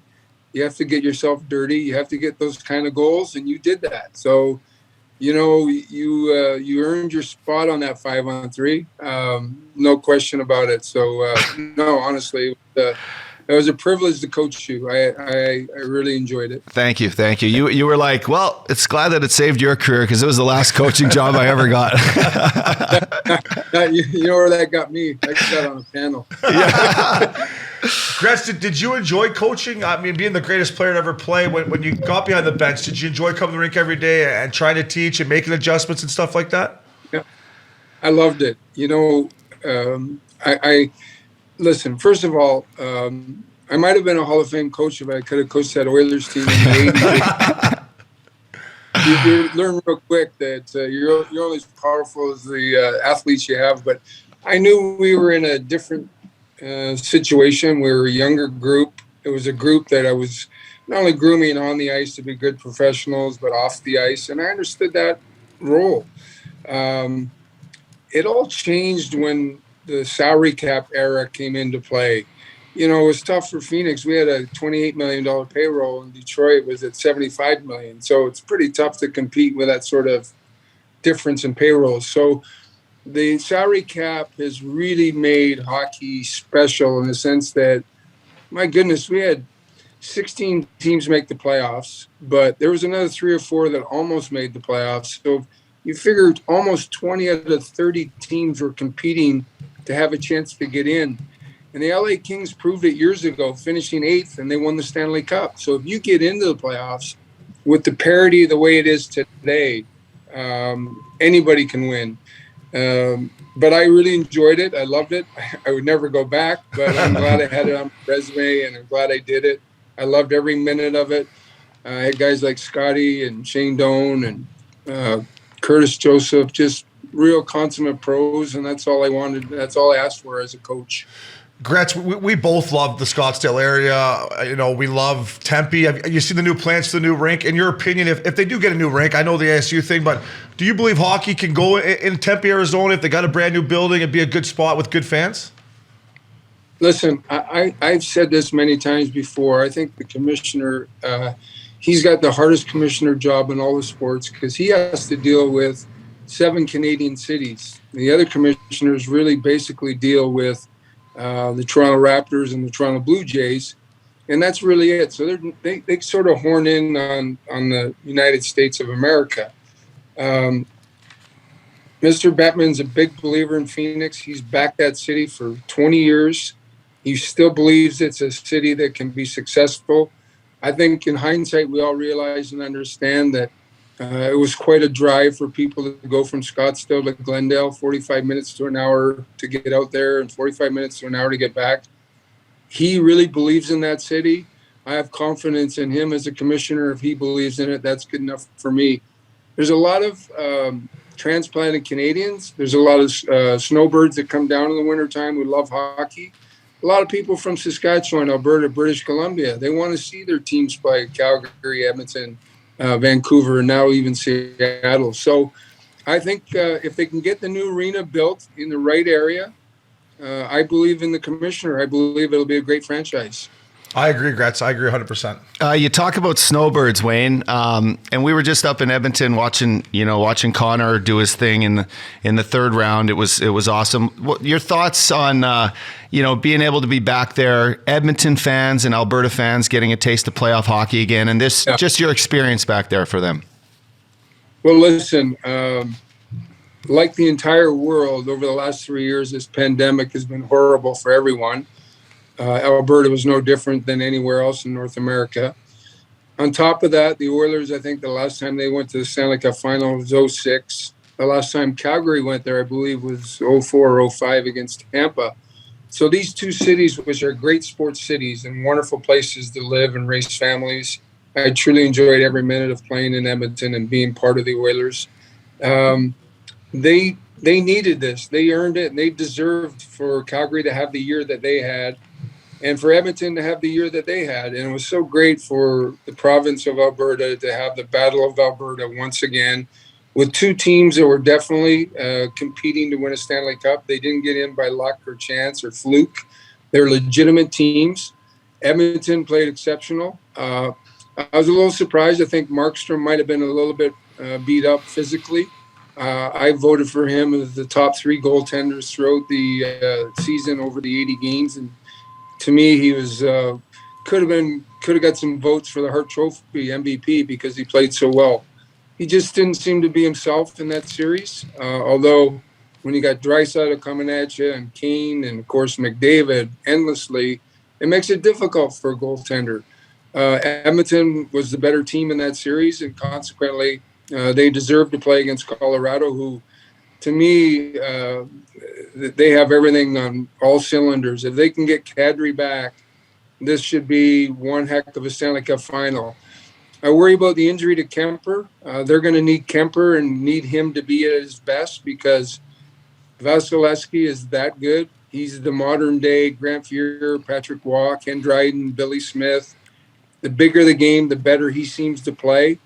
And their team plays with so much confidence in front of them. If Colorado doesn't get the goaltending that Tampa Bay does, this could be a quick series. So I'm hoping that Kemper comes back. He's physically healthy, mentally strong. If he is, then this is going to be a tremendous series. Gretz, I got to be honest with you. After game 1 of the Western Conference Final, what you said about you got to play defense, this and that, I think Bednar just played that for their team. The next morning it was like, hey, boys, this is what Gretter's saying. But all honesty, after that game and what you said and Talk said, you could see the Avalanche, McKinnon, Landeskog, Renton, the way they started checking and tracking the puck and playing defense. Yeah. And that was the difference, I think, in that series. No question. And Edmonton also. Edmonton, I was proud of how they responded, and they got more responsible defensively. We learned the hard way. We lost 4 straight to the Islanders in '83, and one of the things we talked about in training camp the next year was we're going to have to win some 2-1 hockey games. We're going to have to be better defensively. We're going to have to make a commitment, and that doesn't mean just the checking lines. That means guys like myself and Yuri Curry and Messier and Paul Coffey. We all took that to heart, and you could see that from game 1 to game 2, how both teams really bared down and said, okay, we know we can score goals, but we're going to show the world that we can play defense, and we do understand what it takes to become a champion. And I got to tell you, when I said it, and, you know, when you're on the air and you're on the panel and Biz gets you going and talks, man, you go, oh, my God, why did I say that? And I was so fortunate because Bednar was asked the question at the press conference after game 1, and he could have made this into from a molehill into a mountain. And he just said, you know what, we got to be better and more responsible defensively. And he deflected everything, and that kind of ended it. But I always said, I told Joe Sakic, make sure you thank the coach, because I could have been in the middle of a snowstorm, and a storm I didn't want to be in the middle of. I didn't mean it. Yeah, no, it was great. And then you guys had Kadri on after, and Kadri even admitted, he's like, it's not even going to be the coaches. We as veteran guys know that, you know, that type of play is not going to be good enough for us. And you know, we talked about it after the game. It seems, and I know it probably wasn't 100% true, but the winning team left that arena saying, oh my goodness, that's not good enough. And the Oilers' kind of attitude, to me anyway, maybe it wasn't that, I'm not trying to speak for them, they kind of left there saying, wow, we got it to 7-6. There was a chance we could have won that hockey game. And so you had 2 teams leaving the arena with 2 different sort of trains of thought. And one of them had won the game, and I think deep down they might have been more mad at themselves than the Oilers, because the Oilers are probably thinking, okay, we know what we're in for now. We see what we're up against. It's only game 1. It's on the road. We win game 2, and we get a split, and we've done what we wanted to do. So I think the best thing that happened to Colorado is they left that arena upset at themselves, thinking we have to be better and we have to be more disciplined defensively in game 2, which they were. Yeah, I agree. And Gretz, real quick, you bring up that 83 series, and I do a Sirius XM show with Steve Koulis, and some people have brought that series up. Do you see any resemblance of a young Colorado team that's all offense against a team that's, you know, defensively structured, that's won cups? Do you see any similarities in this final? Maybe a little bit, but, you know, the players today are way more mature than we were in '83. These guys are more sort of mentally and physically ready for what is being brought upon them. And that comes from playing for Canada in the World Juniors and playing in tournaments as kids and dealing with the media, everything that goes with that. So we were young, naive, in some ways, a team that wasn't ready to win. I think this Colorado team's probably a little bit more mature than we were at that age. And then, of course, they have the sort of the diamond in the rough there with Joe Sakic, who's so cool and calm. He's a champion. He's a winner. He's a quality person. And you can see that with their coaching staff also. Bednar's taken on sort of the image of Joe Sakic. He doesn't get rattled. He doesn't get upset. He doesn't get overexcited. Excellent coach. So they'll be ready. They're a better team than we were probably as far as being mature enough to be ready. I spent some time with John Cooper, and, this is not to say I have anything to do with their 2 Stanley Cups, but I remember how depressed and down he was when they lost to Columbus 4 straight. And I remember having dinner with him one night, and I said, John, you might not believe this, but this is going to be the best thing that happened to your team. You weren't ready to win. The players weren't committed to what it took to win.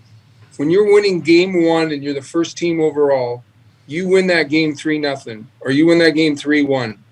They tried to make it 4-0, 5-0. They end up losing game 1, 4-3 in Tampa Bay. And that kind of set the wheels in motion, and they just they couldn't catch the rope and they couldn't get back. And probably in hindsight, as I said to them, that was the best thing that happened to their hockey club. They can play anybody 1-0 now. They can play you 5-4. They can play you 6-5.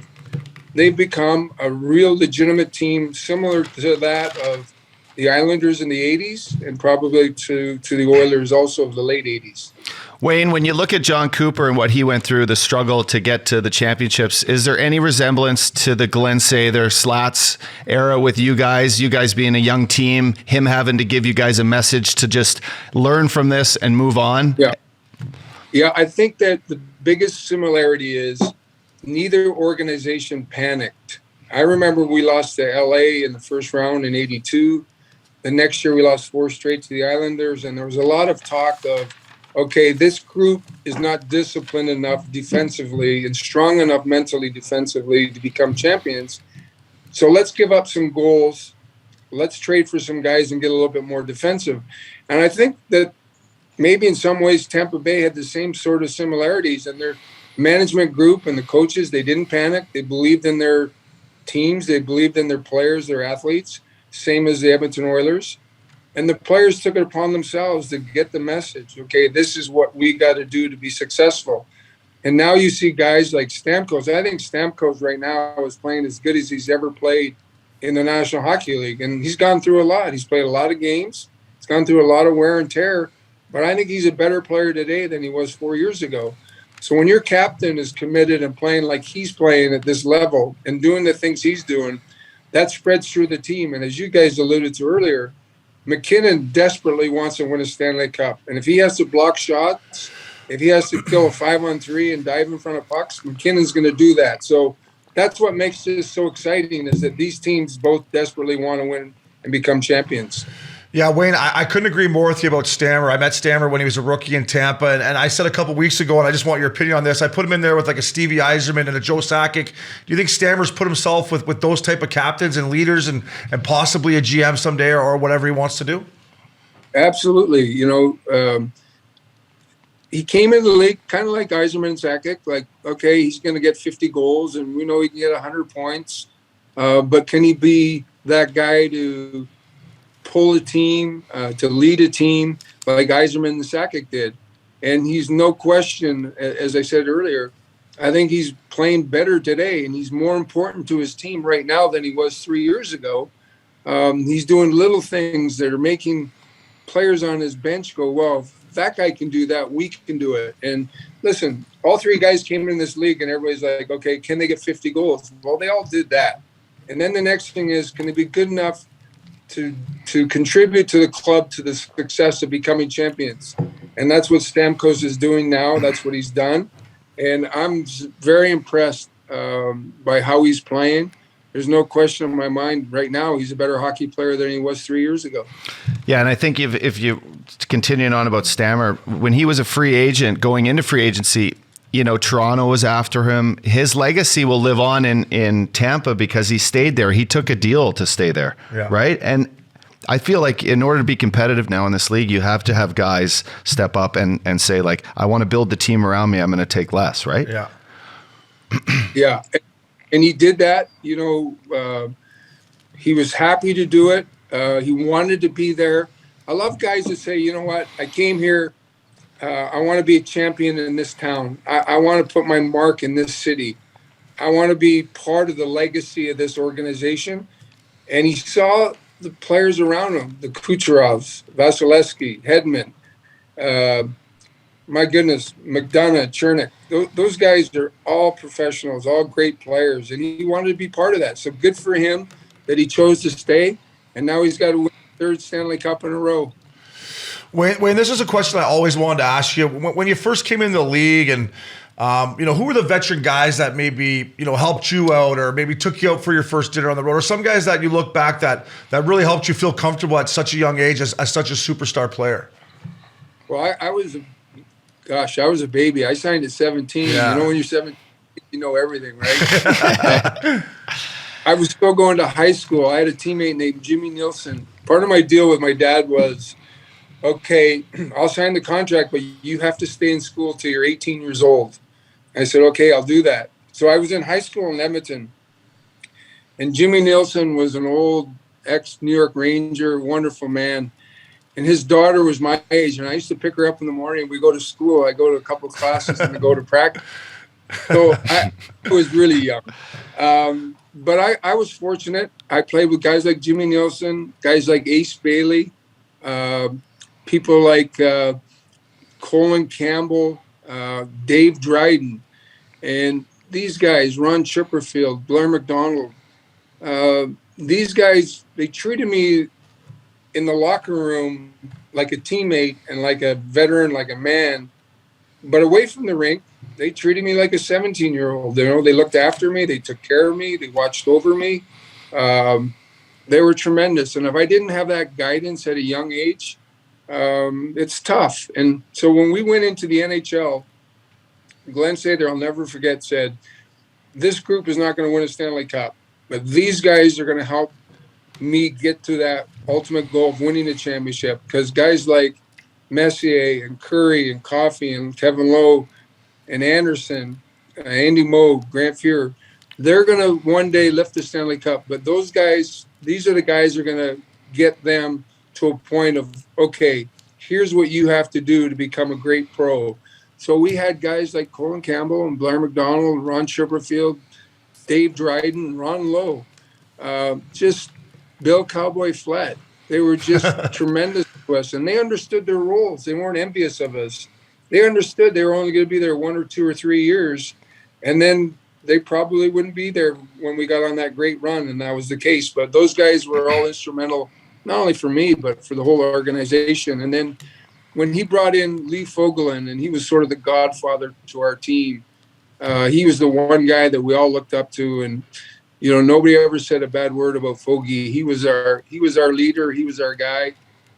He wasn't, you know, he got 2 goals a year on a team that got 400 a year, but he was so vital and so important to the team that, you know, it was infectious and went throughout the whole hockey club. Yeah, and Wayne, those Oilers teams, we all know how good you guys were on the ice, but one of my favorite things, I actually watched it one night, me, Upshaw, and Lupul, we opened up a bottle of red wine and we watched the boys on the bus. And it was the first time that I'd seen that. But to see how close you guys were as a team, I don't know. To me, Uppy and Loops, his 3 best friends, Gretz, I was like, wow, man, this is like, you know, you guys are sitting around playing cards, and like, that's how close you guys really were, huh? We were closer than probably people even knew or thought. You know, when you make trades and a guy comes in, I remember Pat Hughes came in and Mark Napier came in. Donnie Jackson came in, Bill Ranford. Guys would come in and they didn't realize or understand how close we were. They just thought we were a bunch of brass, arrogant SOBs, you know. But we looked after each other. my gosh, I hated playing against Kenny Linsman, and we were teammates and won a championship together. And I would play with that guy any single day. He was a great teammate, unselfish, scored big goals in big games. We were, so when a guy walked in the locker room, he was part of our team right off the bat. Nobody ever said, you know, you're on the third line or fourth line, or you go here, or you can't hang around. Everybody immediately gravitated. And we made sure that if a guy got traded in, he didn't stay in a hotel. Somebody took him into their house until he got a place to stay. We wanted everybody comfortable in our locker room. And so Glenn was a big part of that. Glenn was the guy who started all that. And, you know, it just, to this day, I think the Oilers still sort of have that feeling in their locker room.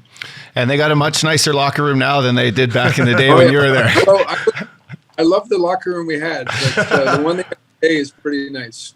Wayne, I'm from Fort McMurray, Alberta, so north of Edmonton. And, you know, winters in Edmonton are long and hard. And you guys back in the day winning and being so close, and I feel like you were so close with the fans too, right? Like you win championships, you get to know everyone. What was it like just, you know, being out on the town and being an Albertan and that kind of feeling as you started to just go on? Like if you must have felt like you knew the whole town. Yeah, you did. And, you know, so I could look across the ice or in the corner, I'd see the same people 35 out of 40 games. You know, it was like family. It wasn't sort of fans. We would go out for dinners. We'd go around town. We'd go out. Nobody ever bothered us. Of course, every now and then somebody said, my son wants an autograph. Those days there wasn't cameras. There was more autographs. And people were very gracious to us. We loved it. We spent the summers there. We probably had 17 out of 20 guys that would live there in the summertime. And we loved it. We're all part of the community. We won our first Stanley Cup. And I remember we were 3 hours in the locker room. It was pandemonium with family and friends and probably people that we didn't even know somehow got in the locker room. But everyone's in there and taking pictures and telling stories and drinking out of the cup. And it was myself and my dad and Joey Moss and the Stanley Cup were the last few people in the locker room. And I remember we were going across the street to the convention center. The city was throwing a party of about 1,000 people. And I said to Glenn, I said, well, what do we do with the Stanley Cup? You know, because none of us has ever won the Stanley Cup. Glenn had never won. He lost a couple of times in the final.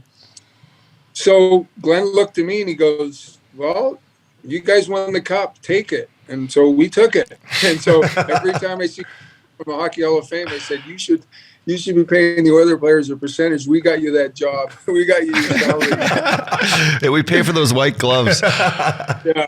Hey, Gretz, I had Coffey as my assistant coach at the Spengler Cup a couple years ago. Just talk about this guy, his demeanor. Has he always been funny? Like you guys have a good banter back and forth. We were having a round table at the bar there. He still looks like he could play too, by the way. He really does. But talk about Coffey and you guys. I watched some old interviews, Gretz, and it's just great. You two going back at it. He's a special man. You know, people don't know this. We played together at 14. And I actually got him that job at Spengler Cup because they asked me if I wanted to be part of it. And I said, you know what, I can't do it. I got my grandchildren coming in for Christmas. And it just didn't work out for me. But I said, you guys should talk to Paul Coffey. You guys will love him. So we're good friends. He's changed a lot over the years. He was a very shy, humble, quiet young man at the age of 20, 21. If I brought people in the locker room, if they were kids, I'd take them right to Paul because he was so comfortable and so easy with them. I've had some adults. The first person I'd take them to is meet is Kevin Lowe or Mark Messier. But Paul has really become a historian of the game. He loves the game. He's a hard worker. He's a great family man. One of my favorite stories was John Tortorella couldn't make it to the All-Star game in LA. And so the league called me and said, you're here. Will you coach the team tomorrow? And I go, yeah, okay. Who do I have? And they go, you got the Crosby Ovechkin team. I said, okay. I said, I feel like I've already won the lot. So I said, hey, can Paul be on the bench with me? And they go, yeah, whoever you want. So I had Billy Smith and Paul Coffey were my assistant coaches. Anyway, so we're playing the first game. I think it was Justin Falk. He had fallen one time and he gave the puck away one time. So we're down 2-0 in the first two shifts. And I said, Paul, is everything okay with that guy? And he goes, yeah, Gretz, you forget this, but it's his first All-Star game. He's probably a little nervous. And I went, oh, yeah, you're probably right. Okay, no problem. He walks over to the kid and he taps him on the shoulder. He goes, hey, just so you know, Gretz wants to bench you, but I'm going to give you one more chance. Idiot. So we ended up, I think he got 3 goals and 3 assists. We ended up going on and we won. And the funny thing was, at the press conference before the first game, one of the media guys said, are you going to play Ovechkin and Crosby together? They've never played together. And I said, you think I'm that stupid that I'm not going to play them together? I said, they're going to play together. So, yeah, Paul and I have a great relationship. Wayne, I was watching a clip, and I've always wanted to ask you more importantly than anyone else, but the All-Star games back in the day, I watched a clip of Messier passing you a puck and driving the middle, and he spears a guy going to the net, and he goes in, and you guys score a goal. Were the games were they like that back then? The All-Star games, or was that just the way Mess was and Mess played all the time? Mess practiced like that, And I knew sometimes that we had a bad game the night before. He's really going to be extra growly out there, so I kind of would try to stay away from him. But he was so unselfish. He was infectious as far as his work ethic and his drive and his desire to become a great player and a champion more than anything.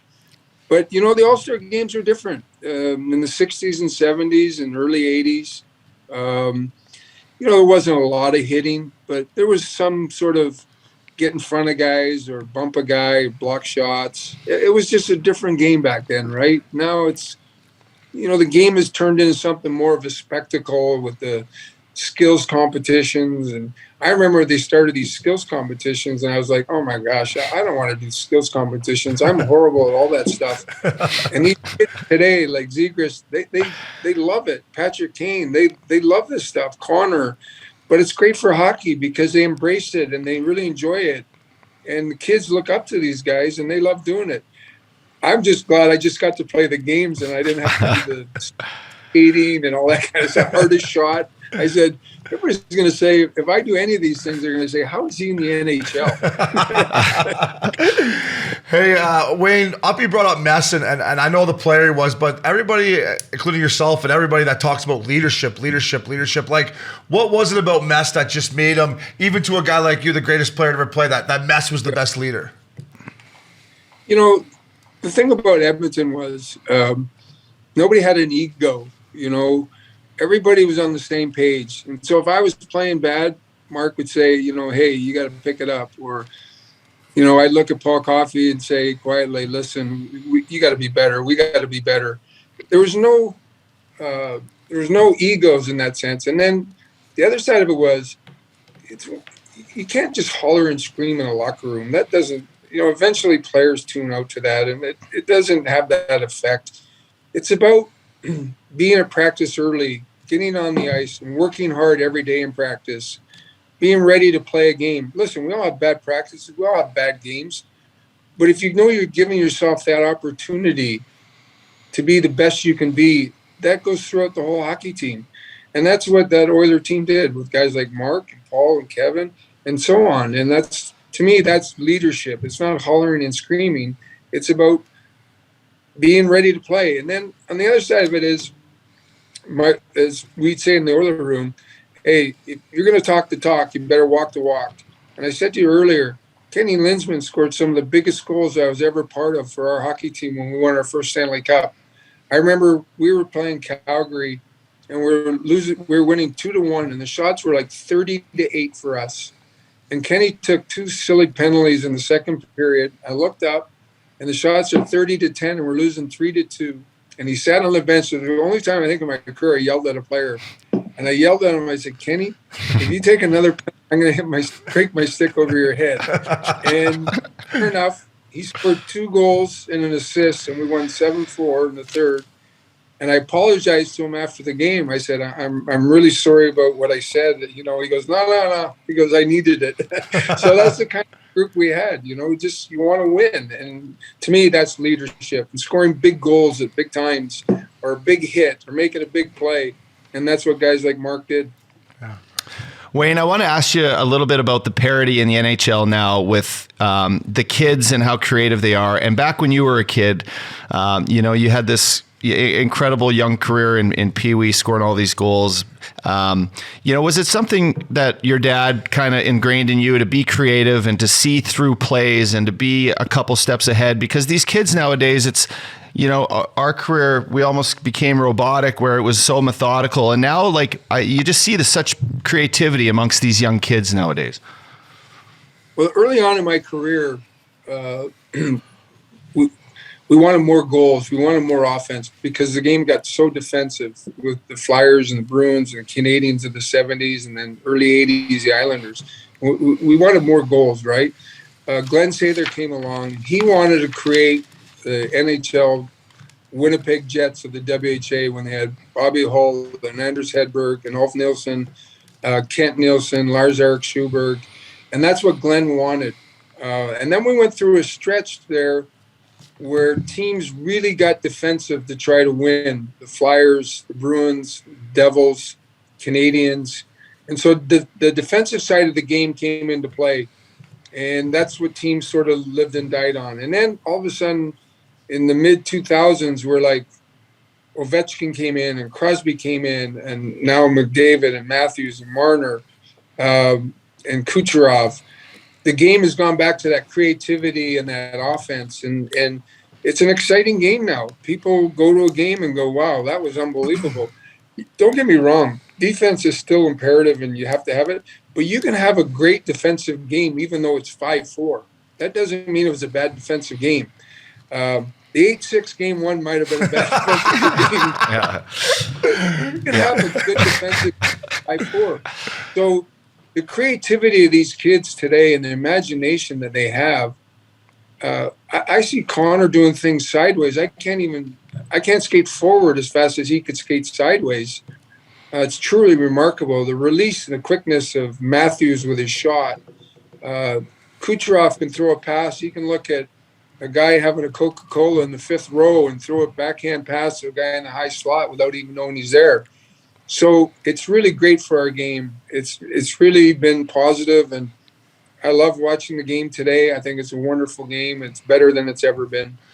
Yeah, and when you talk about Matthews, a kid obviously from Scottsdale, and we all remember the day you got traded, and me and Uppy live out here in California, and without what you did for hockey in LA, it wouldn't be what it is in California. So you go from Edmonton, and Wayne, I love the Forum. Anytime I go see a show there, I looked up if I'm like, imagine Gretz back in the day pulling up here. So take me through when you first get to LA and you're going to the Forum. What are your thoughts about WOW? Well, truthfully, I'll tell you this. I was so excited. The day I got there, I met with Bruce McNall, of course, and Jerry Buss, and Magic Johnson was there. I thought, oh my gosh, this is pretty cool. And then we did, some things over the next few weeks to try to help promote the game and whatever.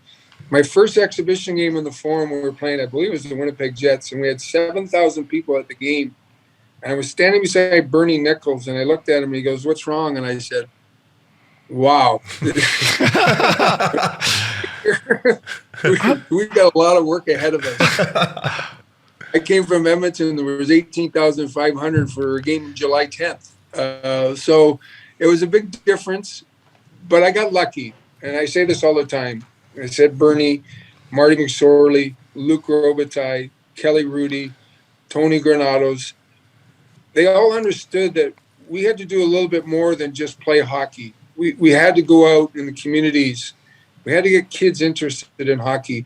And I think the first year I got there was 4 high school teams. And by the 5th year, I think there was 108. So we knew hockey was really coming on, but all these guys were a part of it. And then I hit the perfect storm. Messier went to New York. Yzerman was in Detroit. Brett Hull was doing his new thing in St. Louis. And, of course, Mario was in Pittsburgh. So when you got these players who are that great in those cities and who understood their obligation not only to the cities and to the game, but to the league, we just all rode the same wave, and I was part of that. And then a gentleman by the name of George and Gordon Gunn came up with this idea, we're going to put a hockey team in San Jose. And when he moved that team to San Jose, that really sort of jump-started hockey in California.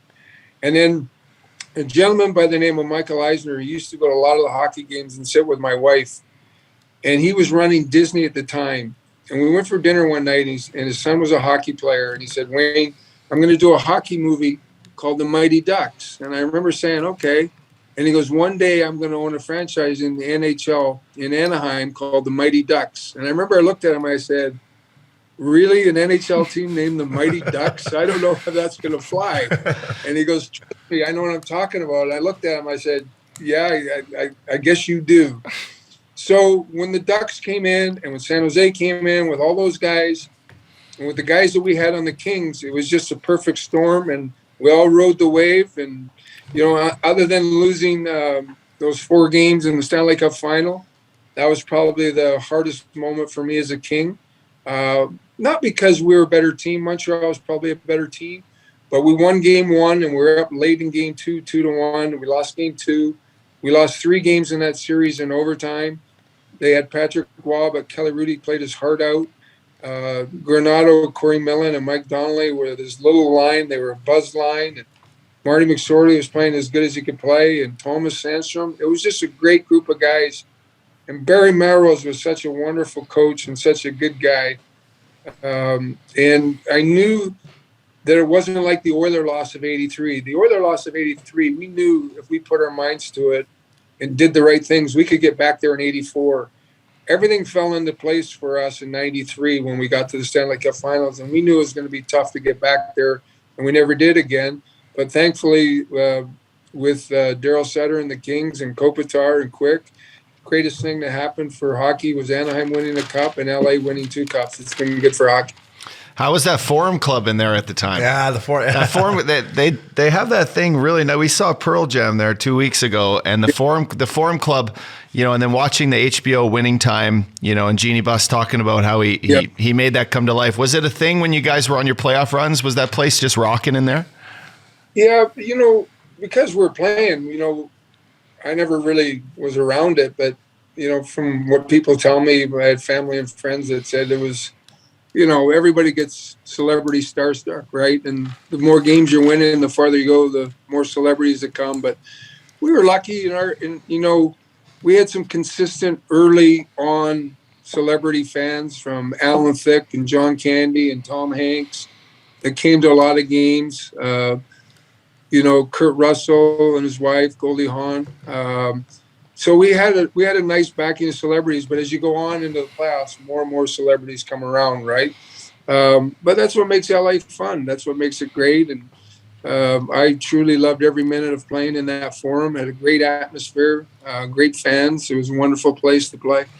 Gretz, you kind of answered my question about the celebs. Like, even being the greatest player, when you come there, you didn't let that stuff distract you, is what you're saying. You still focused on playing the games. All that other noise was just part of the gig. Well, listen, I was always close since 1980 at the All-Star game in L.A. I met Alan Thicke, and we became very good friends.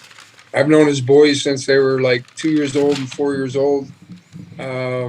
So we were good friends. And so I was actually staying at his house the day that I got traded to Edmonton. I actually got up in the morning and flew from his house to Edmonton. So we were good friends. John Candy was a huge hockey fan. He was a Leaf Kings fan, obviously. But right from day one, when I turned pro, I had an opportunity to do a lot of things and go a lot of places and meet a lot of people. But I always understood and knew that my priority was I had to play hockey. The reason that those doors open is because you're playing the game and playing it at a high level. So I never really sort of got distracted from it. I kind of kept my nose to the grindstone and said, you know what, I'm here to be a hockey player. I'm not here to be an actor. I'm not here to do this or that. Sure, I had some fun doing a few things here and there that didn't interrupt or interfere with my hockey, but I knew my priority was to be the best hockey player I could be. Gretz, you touched on Barry Melrose. I had Barry for about a month and a half in Tampa. Then I got traded to Vancouver, but such a great guy. You still see him on ESPN. What was it like working with him? Seemed just like an absolute player's guy. He was, you know what, I can't say enough good things about him. He was a player's coach through and through. He wasn't one of those guys that thought he knew everything or all of it. He would sit down and say, here's what I think, and let's try this, but what do you guys think? What do you think is going to be better? He was the guy that created, him and Cap Rader created that line with Mike Donnelly and Corey Millen and Tony Granato. And I think Corey Millen might have been the biggest guy in that line at 5'9", but they could skate like the wind, and they gave us another element to our team. And Barry loved that line. He had a great deal of respect for veteran players like Pat Conacher and Charlie Huddy and Dave Taylor. And they were important parts of the success of our team. So there wasn't one guy in that locker room that could say anything negative about Barry as a coach. He played Alex Zhitnik and Daryl Sador together in key situations, power play, penalty killing, last minute. One of them was 21 and the other was 20. If you played hard and played with your heart and listened, you were going to get on the ice. And so that's what everybody respected about Barry. Gretz, I got to be honest, I'm a good Ontario boy like yourself, and you broke my heart in '93 when you beat the Leafs out. I got to ask you about the high stick as a Leaf fan. You clipped Dougie there, and there was no call. That was Game 6, correct? And then you guys won Game 7? Yeah, I scored in overtime in Game 6. Hey, listen, this is what I tell people. Game 1 of the playoffs that year, we were playing against Calgary, and they had this big centerman named Joe Otto. Yeah. He was a pretty good hockey player, won a cup, lost in the final one year, played hard, but a big man. And I won a face-off, and I turned around, and he cross-checked me in the ribs, and he broke my rib. And so the whole playoffs that year, they would come in right before warm-up, and the doctor would put a needle in my leg, and he would freeze my whole side. And nobody knew I wore a flak jacket, and I'd always tease the doctor and say, hey, make sure you hit the right spot because I don't need my right leg being my take always is, hey, I played with a broken rib. What's a little nick? Well said, Gretz. Hey, Wayne, it's so great to have you back in the game. You're just your first year in the books with TNT. How was it? You got a great group. Yeah. We love talk. Biz, of course, been our buddy a long time. Anson Carter. How was your experience first year in the books? Yeah, I didn't know what to expect. When TNT called me, I was sitting with my family, and my two boys are 30 and 28. I told them what was going on. And the first thing my boys said to me is not like, Dad, you should do it or not do it. The first thing they said was, Dad, make sure they hire Paul Bissonnette. That was the first thing out of their mouth. I said, well, okay, but what about me? So when I talked to TNT the next day, they said, oh, my goodness, we've already hired Paul. And so I got to tell you, it was better than I could have ever imagined. The chemistry we had from day one. Rick and I knew each other. I knew Anson a little bit, but I didn't really know Liam. I didn't know Biz. We just all kind of fit in, and there was no egos there. I think it works on the show that Rick and I were good friends, that him and I could debate, and the other guys would see that didn't bother me, that he was telling me I was wrong or somebody else told me I was wrong. There was no intimidation there. Liam is such a professional. He's sort of the quarterback of the group and kind of guides us and leads us through everything. He's truly amazing. So I got to tell you, I'm pleasantly surprised. We had fun, and yet when we needed to be serious and talk about serious things on the show, we did. More importantly, the cast of characters, the directors and the producers and the makeup people and just everybody around us. We finished in Edmonton after Game 4, and I think there was 45 of us that met for a bite to eat and a few beers after the last game in Edmonton. And, we had a couple bodyguards that were there. Everybody was part of it, and everybody felt like part of a team. It was actually really cool. So I have nothing but high praise and respect, and I loved it. TNT is a first-class place. And, of course, makes it even more fun every now and then when the basketball guys are there doing their show. We can mingle in between when we're off and when they're off. So that kind of gets kind of fun. And Charles and Shaq, they're special guys. And, we loved it. I can't speak for the other four guys, but I know I loved every minute of it. Yeah, you and Talks, TNT was great all year down here. We watched it. And the playoffs, you guys really hit the next level, in my opinion. I love what you and Talks did. But you bring up Barkley, and he's a big hockey guy. You become friends with him over the years, right? Yeah, I've known Charles for a long time.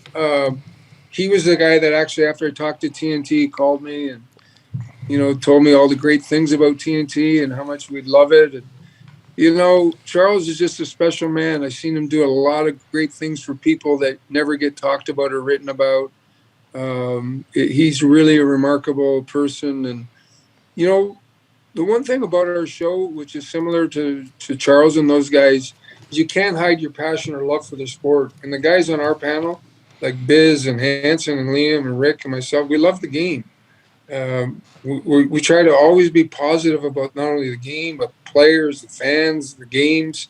And that's what Charles has. You can tell he loves the game of basketball. And that's what, you can't hide that. And it comes out. And so for me, I love the game of hockey. And like I said, I think it's better today than it's ever been. And I'm proud to be part of it in a small way.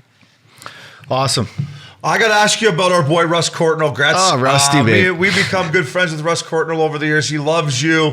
He had us up to Sherwood. We almost drank him out of every wine bottle he had. But how good of a guy is Russ? You guys are good buddies, correct? Yeah, always the best. We had, I'll tell you a really funny story. Him and his brother did a huge charity event for mental health in British Columbia. And we went up to the first event, and Kid Rock was actually on the plane with us. And I said, I always call him Robert. I said, Robert, you going to come and play golf today? And he said, no, I don't golf. And so we're on the second hole, and he showed up in a pair of jeans and a white tank T-shirt. And he said, I thought I'd come and play a couple holes. I said, yeah, come on, hop in. So we started walking, and this gentleman, I don't know who he is, comes running over to me, and he says, Wayne, this guy can't be, this is Victoria Country Club. He can't be out here with jeans and a tank top on. I looked at him, I said, this isn't my tournament. Russ Courtnall's right there. You either talk to him or you talk to Robert. I'm out of this one. He goes, well, I guess he's okay today. But Russ and his brother Jeff, I played with both of them. I won a Stanley Cup with Jeff in Edmonton. Just really good people, quality people. I can't say enough good things about their families. Russ's kids grew up with my kids and went to school since, 6 or 7 years of age. So just really nice man. Yeah, I wanted to ask you one thing too, because me and the Updogg, we play some members together, member guests. I know you always play in the AT&T, so I never felt nerves like a member guest. Does the Great One get nervous at the AT&T? Because it's got to be a little nerve-wracking.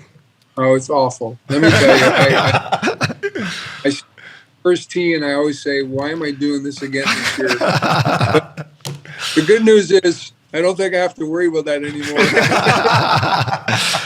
You could just I don't think our invite's coming.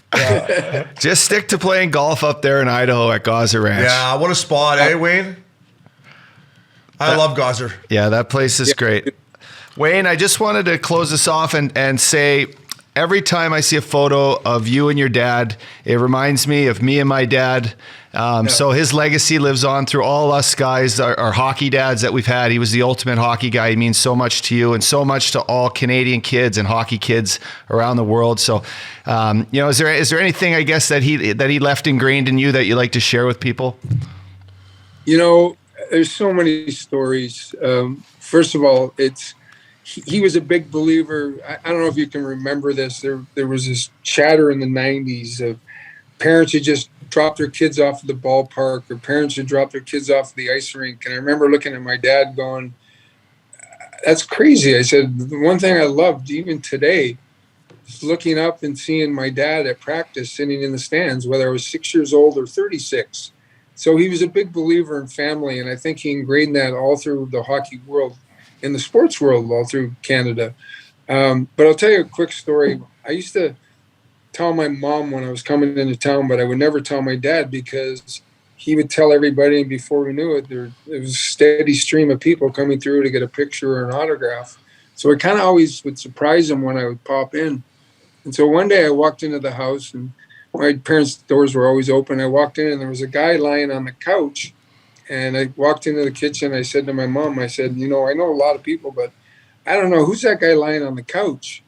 And she goes, oh, that's a guy, he's hitchhiking across the country, and his dad told him to spend the night here and get a good meal in him. kind of guy my dad was. Really, just all heart and really special. Yeah, that's great, Wayne. We miss him. Thank you so much for coming Wayne, on. thank you, buddy. Yeah, we really appreciate Means the it. world to us. Good luck to you guys. And, Thank you. Thanks for having me. And good luck to the show. Well, thanks, guys. Yeah, you Thanks, betcha. Wayne. Thanks, We appreciate it, buddy. Looking good. Updogg, the weather's, I mean, we're spoiled out here. The weather's always nice. But over in New York and the Midwest and up home, it's getting nice. Nice. Time Get for the some Good fresh, Life fresh tees. tees. Break them out. How about some shorts? Love their shorts. I got like this the new corduroy short they got. It's a little high. Show You off don't the mind- quads. You don't mind a little high short, though. I You don't I mind wore that. them the other day to You Big don't mind Guy's. that. Well, I had one on at Big Guy's birthday party there. Got to say. Mother's I Day was party. getting some you mean. eyeballs Mother's from Day the party. mothers there at the Mother's Day party because the shorts were a little tight. I love the Henleys. I just put an order in for Henleys. They got lots of great spring colors. Updogg. I felt like I was looking at your closet. There was pink and light How blue. about and this one I green. got on? Yeah, This that's is like nice. the olive. So get the Henleys, the spring Henleys for you people up in Canada. Playoffs are here. Starting to get nice. Got to get some new gear from Good Life Uppy. It's true. And opening and expanding their brick and mortar business with a store in Newport Beach. Love it. At Lido Marina. Can't wait to see this store in action. We'll go there, get our coffees. I was just going to say walk that. Coffee, around. get in there, have a peek. Bring little Riley, my dog. Yeah, that'll be great. So Good Life, check it out. What's that promo code, Updogg? Curfew.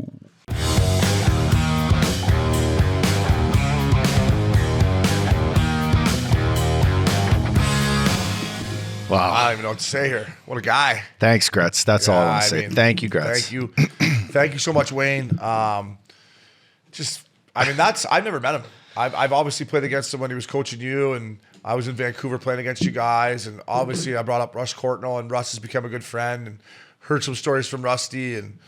But the guy just, you could talk hockey. He loves it. Yeah, he loves it. It was so good for hockey to have him back. It was so good for younger guys and younger guys around the league to get to know Wayne, to get him to, I think we forget, Obs, that, he played a long time ago. And these young kids nowadays, like, they know Wayne Gretzky, but do you know Wayne Gretzky? Like, he has incredible hockey stories. He's a historian of the game, which is probably why he's one of the best. He thinks the game better than most people. He knows the game better than most. So hearing him on TNT with his group there, a bunch of great guys, has been awesome. I love seeing him in the summer. He's up at Gazer, and he's, we do these little workouts in the morning. I was there for a week last year, and it's 6 a.m. He's up. He's already had his coffee. He's already watched the news. He knows what's going on. It's Wayne Gretzky. It's awesome. So for me, being an Alberta boy, I didn't even tell him. My mom, when she was pregnant, met him in a fucking airport. He touched her pregnant belly. God knows what else. And just kidding. and fuck, here I am. So I don't know. Thanks, Wayne. Do not cut that part out. If he texts you later to cut that part out, don't not cut that. And God knows what else. Listen, so he touched you, and you turned into a first rounder, 6th overall pick. My God, and I met him at my draft. It was the first time I ever got to meet him. Right before I was drafted 6th overall in Toronto, I met him for the first time. My mom told me that story then and there. And fuck, lo and behold, he's my coach. And I couldn't imagine so playing great. for him. That must have been awesome. Yeah, it was awesome. I liked how a lot of the questions he would talk and be like, I got a quick story about that, actually. Yeah. Like, I imagine, like, I would love, I put this in Rusty's ear, Russ Courtnall's ear, when we were up in Sherwood and drank 12 of his bottles of wine and drank 6 of his cigars. I got to play a round of golf with Waiter. Like, I know he's just did us the biggest solid ever, but I would love to play a round of golf with him. Yeah. And drink some wine with them. Yeah, we his will. Stories, I know, it's awesome. The round tables he has are amazing. You're literally thinking you're not even on planet Earth as a young kid where we grew up, Obs. And we're so pumped that he came on our pod, and thanks to him. Yeah. And another thing, I had to ask it as an Ontario boy in '93. Shout out to my dad, Pat O'Brien, my neighbor, Jason Craig, his dad, Paul Craig, who passed away. My whole basement was the Toronto Sun newspapers, Leaf jerseys. I was diehard then. And, I had to ask him about the high stick, and his answer was unbelievable. He's like, well, I was getting, Yeah. high stick. I He's play like, with broken ribs. I think he could play with a nick on his chin. So I had to ask it as a Leaf fan, diehard Leaf fan. I thought he answered it great. But thank you to Wayne. Uppy, thank you to you. That was an unbelievable pull. Way to pick me up. That's what good teammates do. Yeah, like pick me up. After I fucked it up. So Binger, Maxi, you boys couldn't do the show without you. Updogg, Stanley Cup Final, baby. Let's take it in. Yeah, let's go. Missin Curfew. That's it. I still dripping like I'm 99. I put them diamonds on my rollies, still can't find the time. Damn, I'm chasing dollar signs, so it doesn't matter if I love her, I can't call her mine. Now I know it, she don't need no man, and she got her own shit, she don't need no bands. We don't need a slow dance, we don't need to hold hands, but she know I got it locked, I ain't like an old man. I just wanna drip with ice like Wayne Gretzky. I just wanna talk to her, she interests me. The way that she walked in here, it impressed me.